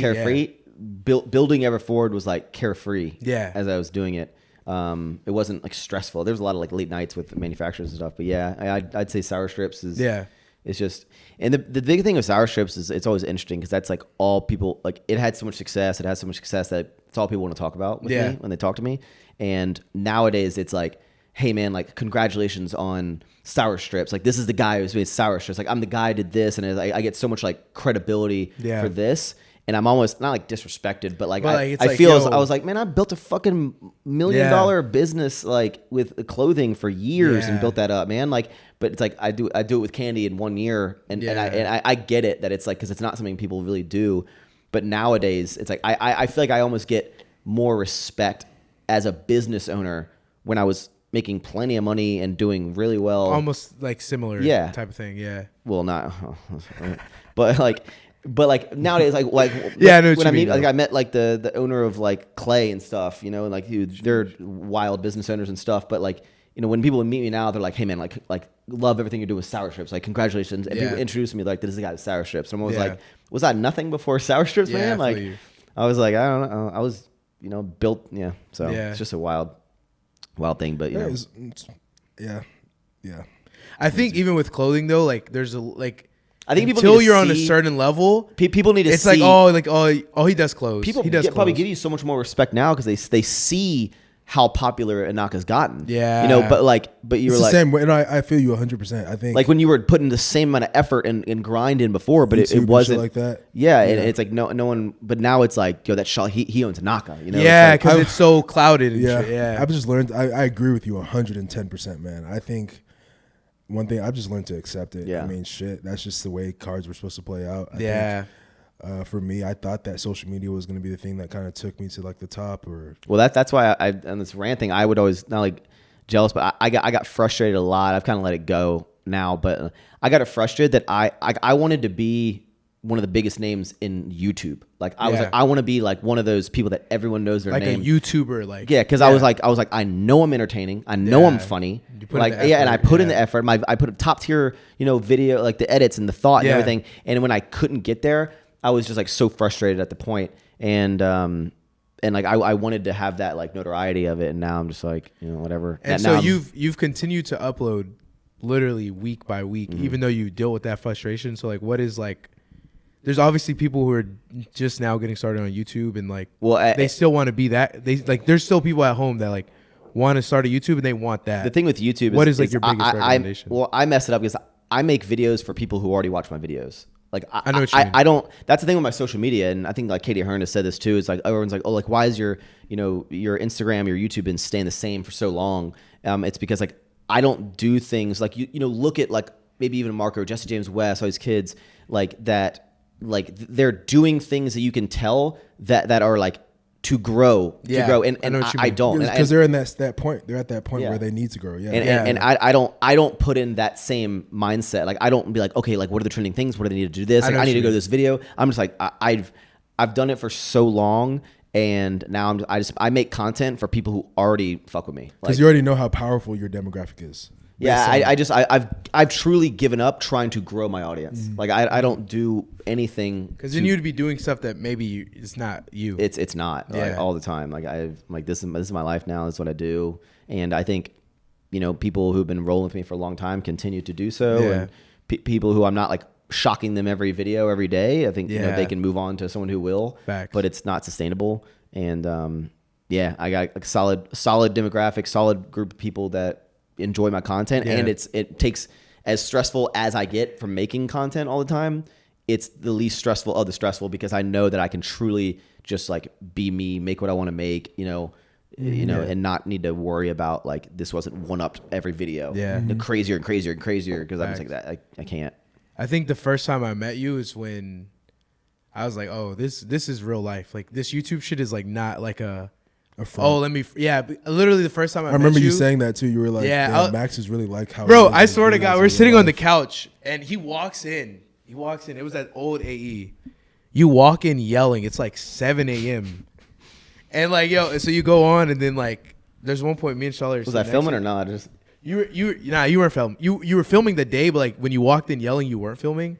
And you're going, and I look at Charlie, and I'm like, damn, this dude's really like this, huh? Yeah. I liked you, but like it was dope. I'd say whatever. I got a lot of different sides, but I'd say 85% of what you see on my social is how I am. I just kind of like, I'm not going to be like, when I go to you, I'm not going to be like, dude, what's up, Ant? I'm not going to do that, but I kick my personality up, but no one could doubt it. Like I couldn't make videos for 8 years and fake a personality, man. Like, I'd be the greatest actor of all time. Literally. Like, all that would time. Be a force. And like, I couldn't go to 40 expos in my life and meet thousands and thousands of people and put on a front. Like people meet me out in real life. People see me drunk at bars and I'm the same wacky shit. I'm not like, get away from me. Like, I'm like the same guy. Like, I think when I started, I felt like when I first started the fitness industry, I felt like I definitely had to put on the front. For sure. I don't know. It was weird. I think from 2019 until now, I kind of like grown into who you really are. I grew into who I really was, but kind of goes back to the conversation we had prior to this podcast. We don't have to bring it on the air though. But I think prior to 2019, I was definitely like trying to like portray an image I thought would be acceptable in the fitness industry. I think starting Inaka made me realize that like I can just be myself. Yeah. But I mean, yeah, I agree. If I were to continue that, I would have been a crazy. Yeah, I think even when I met you, you're pretty much the same that I expected. The only person was Christian. When I met him, I met him at like. He's even more quiet. And it was like weird. Yeah, it's like because when you watch him on YouTube or when I used to watch him, it was like, damn, like he's already pretty tame. Yeah, but like I would like, I don't know, it's weird because like when you watch him on YouTube, they're pretty much talking the whole video. But like when I met him in real life, it was just like he doesn't talk. I think Christian is an anomaly because he's probably the person that has had the most success ever on social media that doesn't want to be in front of a camera. Bro, like, it's so insane. He doesn't want to be in front of a camera, doesn't want the limelight, but he just became like the number one. Yeah. And that's what I think that's part of the reason, bro. In Christian's fucking Michael Jordan of like, fitness industry, bro. Yeah, he it's really like, is. No matter all these kids are making all this money, or all these people that are growing like crazy, who surpass, is like no one will ever be a Christian. Like no one will ever be. Like he's like iconic. This man's he's definitely the Jordan iconic. He's definitely the Jordan of it's like the amount of like impact that he had and still has. It's insane. But it had, in this fitness industry, game changer. Like I think this building is gonna be like, yo, this dude is still because like literally based off the people that I know who are moving here, they're moving to Houston for like fitness. The amount content. of people that fucking doubt that man and like it's insane. And literally, I've doubted him like in my own mind. And it's just like then I learned to accept. Well, not like I mean, when like there was a point where I was like, okay, Alpha Land's definitely not opening. Yeah, I think when COVID hit, when COVID officially hit, and this shit stopped for like 2 to 4 weeks, I was like, oh, he's someone that this like, might be a bad. He's someone that like everything is. If that man ever says he's gonna do something, he's gonna do it. Like, we said that on the first. Exactly how he says he's gonna do it too. We said that on the first episode. I was like, once he did that. There will be doubts. I learned to literally like if he said he's gonna do it, then just it's gonna happen at some point because there's no way that whether it's 2, 3 years, 4 years, it's gonna happen. It's gonna happen. I compared him to. I think that like, say what you gonna say. I was gonna say I compared him to like Steve Jobs, Michael Jordan, like that type of like. Oh yeah, he has that gene. Insane, that gene of just like goatness. Yeah, I'm like Weird Al Yankovic or Carrot Top. It's really fucking annoying. It's like I think he's somehow in some way or somehow. Or some shape or form, he's contributed to us being in this room right now. Yeah, 100%. That man's put on the world, bro. Mm-hmm. Like if you think about it, because like Russell, me, everyone, being able like me meeting you was through Christian. The ability to apply or to provide the jobs that I have for my employees. Just even being able to be a part of something big like Alpha Land. Yeah. Everyone. It's like one tree with just so many branches. It's pretty insane. It's a stout tree, dude. Yeah. Facts. Insane. Anyways, been doing this for a while. What do you have planned for Thanksgiving? Are you going back home? You just said that. No, I'm going. No, he's going back to for Christmas, right? Yeah, Oh, yeah. Christmas. I'm just gonna chill, order Nice. pizza or something. Watch the fucking game, dude. Yeah, little game? little turkey. Hey, Cowboys Cowboys right? always play. Cowboys always play 100%. It's not always against Redskins. No. I took my mom to the Cowboys Redskins game a couple years ago. Damn. Yeah, That's wavy. They They won. do always play for sure though. Who they playing? And the Lions always play and the Cowboys always play. I don't know who either of them play. Cowboys is always like the late night game. The Lions is always like the midday. How do they secure that bag? I guess it's like now it's just a tradition at this point. It's like all right. Macy's parade. Yeah. Cowboys are playing. Facts. Like 100%. And it's like 100%. Christmas stories coming on Christmas. Yeah. Like, it's like those things are happening. Facts. What about Black Friday? Uh, What's the plan for Everforward, and then what's the plan for Sour Strips? Well, guys, we probably still have some stuff in stock, so you're going to want to go to everforwardapparel.com and sourstrips.com. No, we're launched. Dude, with Everforward, it was, as with everyone knows with clothing, there's so many delays. I was supposed to have a launch in like October, and then I was like, okay, we'll release some of the stuff. We'll add a couple extra colors during Black Friday, make it more exciting. And then it turned into just we have to launch on Black Friday because stuff got held up in customs for like weeks, and then it got too close to Black Friday, and you can't launch right after Black Friday. And Yeah.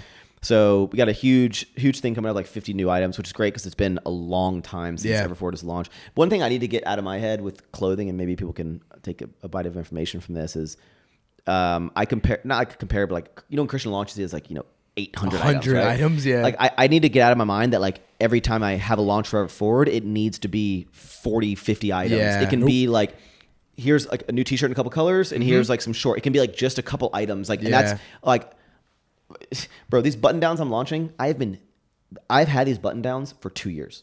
Damn. 2 years. You might be like, why the fuck he's sitting on button downs? Because I was like, they need to launch with the chinos and the belts and the socks all at the same time.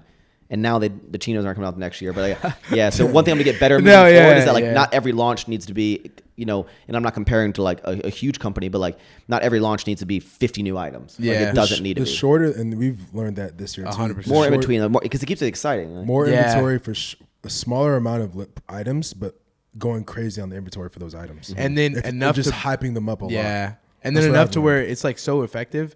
And then they eat that up, and then the next month you're Yeah, like, yo, I here's just- another 6. I need to not have like I just can't have these like 4 months between each Yeah. launch. No, And you then- have to launch every month. I know. for sure. Yeah, my goal is like next year is like to not let more than 2 months go by without having a release, and like we're working on it, especially with the girl stuff. Like girl, like Mona's been, we have like all that stuff through summer of like already starting. So That's dope. yeah, I enjoy it. It's like for me, I don't think I'll ever go. Hopefully, To a month? I'll ever go over a month.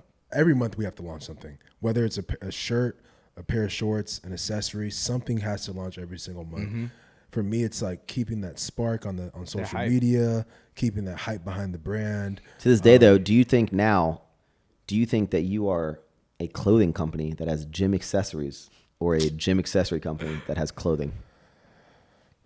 Because this man started out as like Inaka was straight accessories. belt. Yeah, it was a fitness apparel thing. You But know but what? now, bro, you're an apparel company You know what I envision that has belts. So yeah, I think there's two ways to this go ain't about it. like you wanted to like master all the power lifters and get the knee sleeves. Like, Yeah. bro, like Yeah, this is street. I feel wear. you. you're a clothing brand that like also moves gym accessories. You know what's crazy? I want us and this is gonna sound really crazy, but I want us to. I think there's two things to do. There's two things to go about it. I think there's a way that other people view it, like you, everyone else. But for me, I think what's You're just like important. an everything brand. Yeah, I was like, what? What's in my head Yeah. is the most important for the brand. Is I envision us as somewhat like a Nike A one-stop in the shop. future, just like a brand Yeah. that just can offer everything. Everything. I mean, yeah, we are. Like next year, Like we're a 100% that. twist of that. Like we want to do. We're doing supplements, seltzers, energy drinks, all that. You doing seltzers? Yeah. Everything. Yeah. Like Energy drinks? End of year. tequila. What? Yeah. 2 years. But that's what I think. It's like, why not? I don't want to like. I feel like I'm at the point where I'm having fun, man. Yeah. I want to just Let's see if we can launch some Let's Inaka rage. condoms. Fuck it. Won't fit We most could. people, 2 years. dude. we 2 could. years, I you mean, know? why not? I think one of the biggest things Nothing that's really smaller than an XL, dude. one of the biggest things that has pushed me is when I hear people say that like I can't or shouldn't do something. Yeah. It's Can't like, dream. why not? Yeah, gotta dream big. I'm gonna.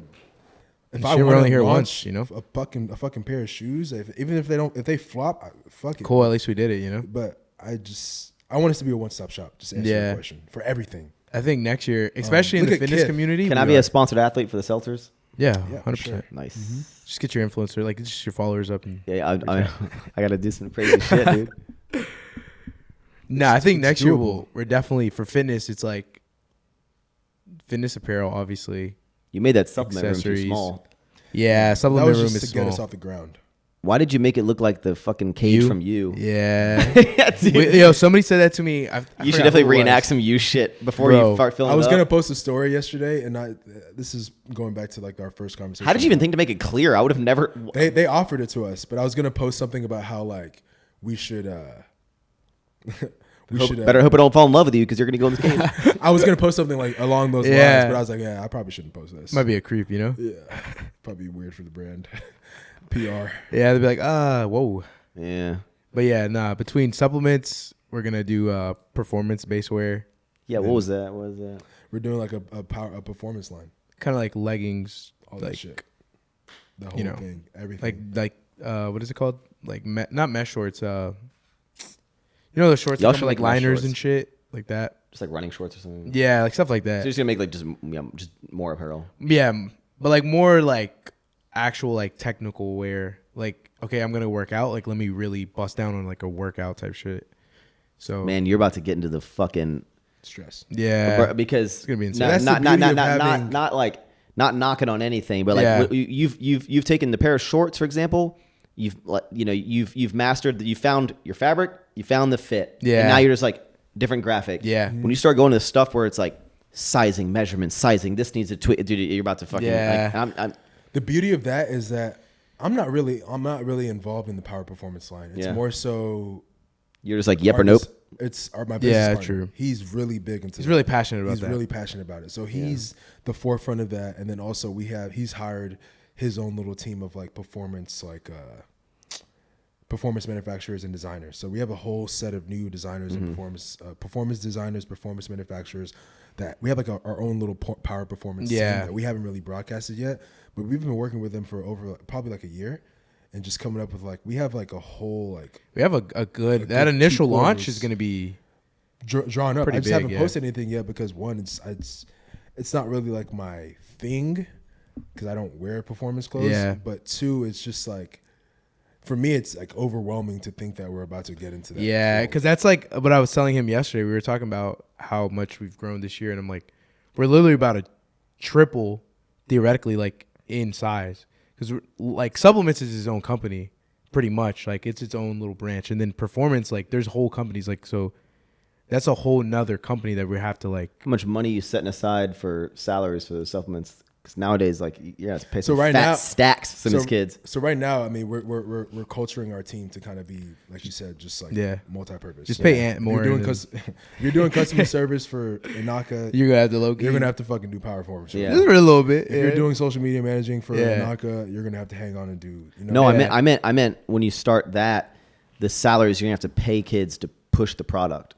Oh, I mean, that's the beauty of it is that most of our influencers some of them, now, a good amount of them have hit me up. Are they? they're I don't want to go too And- deep and into that because are- they're working with other Oh, companies. they are. But They're like, I'm gonna leave that motherfucker. yeah, a good amount. A lot of them a have. good amount. A good amount have hit me up. especially for the supplements. Yeah, and then and another thing that I'm telling them is like, so we already have the gym clothes that you like to wear.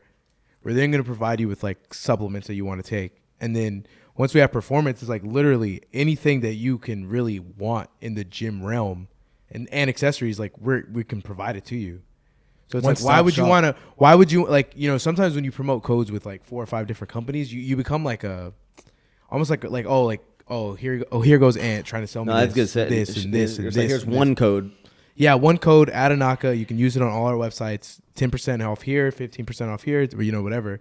And this is my support code. And this is who you align yourself with the company. And when you come down to Houston, you don't have to like make certain trips anywhere. Like, yo, you come to Inaka, you know Ant, you know Charlotte. You know how here. people think about Nike. Like for me, it's like I can't wear anything that's not Nike. I don't think like that. But I think like that. It's like, As he's wearing Adidas, eh? well, yeah. I mean, Nice little Adidas on feet while he says it. I'm wearing Adidas for the first time in fucking Years, 8 pretty months, much. Yeah, But people are just like, I can't wear anything that's not Nike. I need to buy Nike. Yeah. If I'm gonna buy this, it's gonna be Nike. If I'm gonna buy that, it's gonna be Nike. I kind of want, and this is just me thinking big. Yeah. Because we're very, very, very, very, very far from it. But I think we're taking the right steps towards that direction. I want people to think of Inaka Power as being that Nike brand that I can't buy that backpack unless it's Inaka Power. Facts. I can't buy that water unless it's Inaka Power. I can't buy that hat. I can't buy that pair of shorts. Facts. Like, why not? That's just the way I think. So, I think a good company who's done that is Apple. Like the Apple ecosystem is like, I just bought the AirPod Pros. But then you got me, the dude. I'm Maxxes. diehard Apple, but I'm like, can't take away from my PC, dude. Yeah. Or like Alani Nu, they've done that on another level. They've done a good job. I think a company that's really, really out here doing it is Nike. Well, yeah. But I mean, Nike's like. Well, that's what I'm just thinking of a company that name like what company in your head is a company that does everything. Amazon. I mean, yeah, but I'm branded products. Yeah. I don't know. I mean, because I'm so Nike would be the closest thing. Besides shoes, I'm Apple so disconnected from everything. Apple's close. Apple's close in technology. Yeah. But I'm talking about more so like. But I mean, that's all a part of your life, though. True. Like you can't imagine a day without your phone. Apple and Nike for sure. Yeah. Like, I won't drive it unless it's a Jeep, dude. Yeah. Facts. Yeah, cars do that. Cars have that same effect on people too. Like if you think about it, there's certain people who won't drive anything but a Mercedes, Chevy, dude, Ford, shit like that. I'm excited for you to get into beverages stuff because as someone who's like in the CPG space, it's gonna be stressful. Beverages, I won't fucking touch with a 10-foot real? pole, bro. Hell no. Sheesh. I mean, it's just. I mean, that's a whole nother fucking rant, dude. We would do this podcast for like 8 hours. We could. Yeah. We could. Part 2, yo, we'll hit them up with a part 2. Yeah, part 2, yo, we'll in the comments. We'll reconnect. If they want a part 2. Yeah, a lot of people wanted you on here though. So We barely even talked about me stuff. we talked about Everford and Sour Strips for like a full hour. What do you mean? I forgot the first 45 minutes. Yeah, no, the first 45 was like an hour music. rant of Yeah, you, like, talking about Sour we talked Strips about and you. Yeah, we talked yeah. about you. Forget about. I want to talk. Yeah, I want to talk about your because I have a lot of insight now in like the consumer packaged goods like world. No, I'll definitely be reaching out to you Yeah. for sure. When we cross that bridge next year, we have a while. Yeah, I just said that just speak. It's like speaking into existence. when Outland was a 3D drawing, and now we're in this 2 years later. That's kind of how I'm thinking right now. Facts.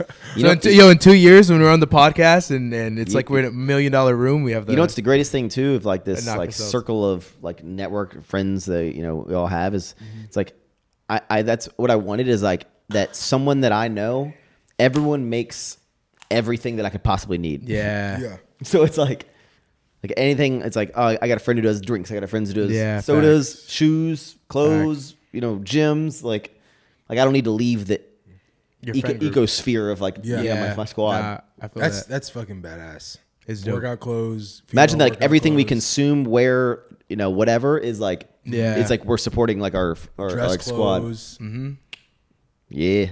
luxury bags. Like, yeah, it's all in the same group. It is. Studios for photo shoots, all that same group. Gyms, everything. It's insane, man. It's truly insane. We started off as like a trio, and now like we're like all like running like multi-million-dollar brands that are just like crushing it. So Shit's crazy out here, dude. What will the future hold? but now we're stressed. Yeah. Yeah. It's all worth it. Dude, I think in the beginning of December I'm gonna go on vacation for like a week. You should. I haven't been on vacation in like a while. should. Like I've gone. Weren't you supposed to go to and that's why I Mexico? feel so like lame saying it because like I've gone to like Vegas and shit. But it's just That's not a vacation. it's different. And I don't know. People are gonna be like, oh, it must be nice. But I'm just like I want to go and like truly like relax, like just You need it. for like 5 days. You Christian for sure needs it, but you need it. Yeah. For sure. I'm telling you, it'll Get my bro, mind right. It'll change. Like that's one thing that I've noticed about you and Christian is that like y'all make so much money, but y'all don't enjoy it. I feel like y'all don't take the time, and I'm not saying go buy a Lamborghini or I don't care about that. I'm saying y'all just don't take the time to like, bro, if you're making millions, like multi-million dollars in a year, you have to take at least fucking 1 week out of a fucking 365 day a year. Yeah. To enjoy 7 it. days. Yeah. Otherwise, what the fuck are you What's the doing? point? You know? Yeah. What's the point? What are you doing? Like, what are you doing it for? Yeah. Are you just trying to stack as much money as possible so you can just For like no, die? just so you can like Yeah. at one point like your kinda boy be wavy. like, yo, look what I got. They're Look gonna Yo, be yo, like, just buy like a little but what have NFT. you done? Yo, what buy have an you, What have NFT. you done in life? well, I launched like Alpha.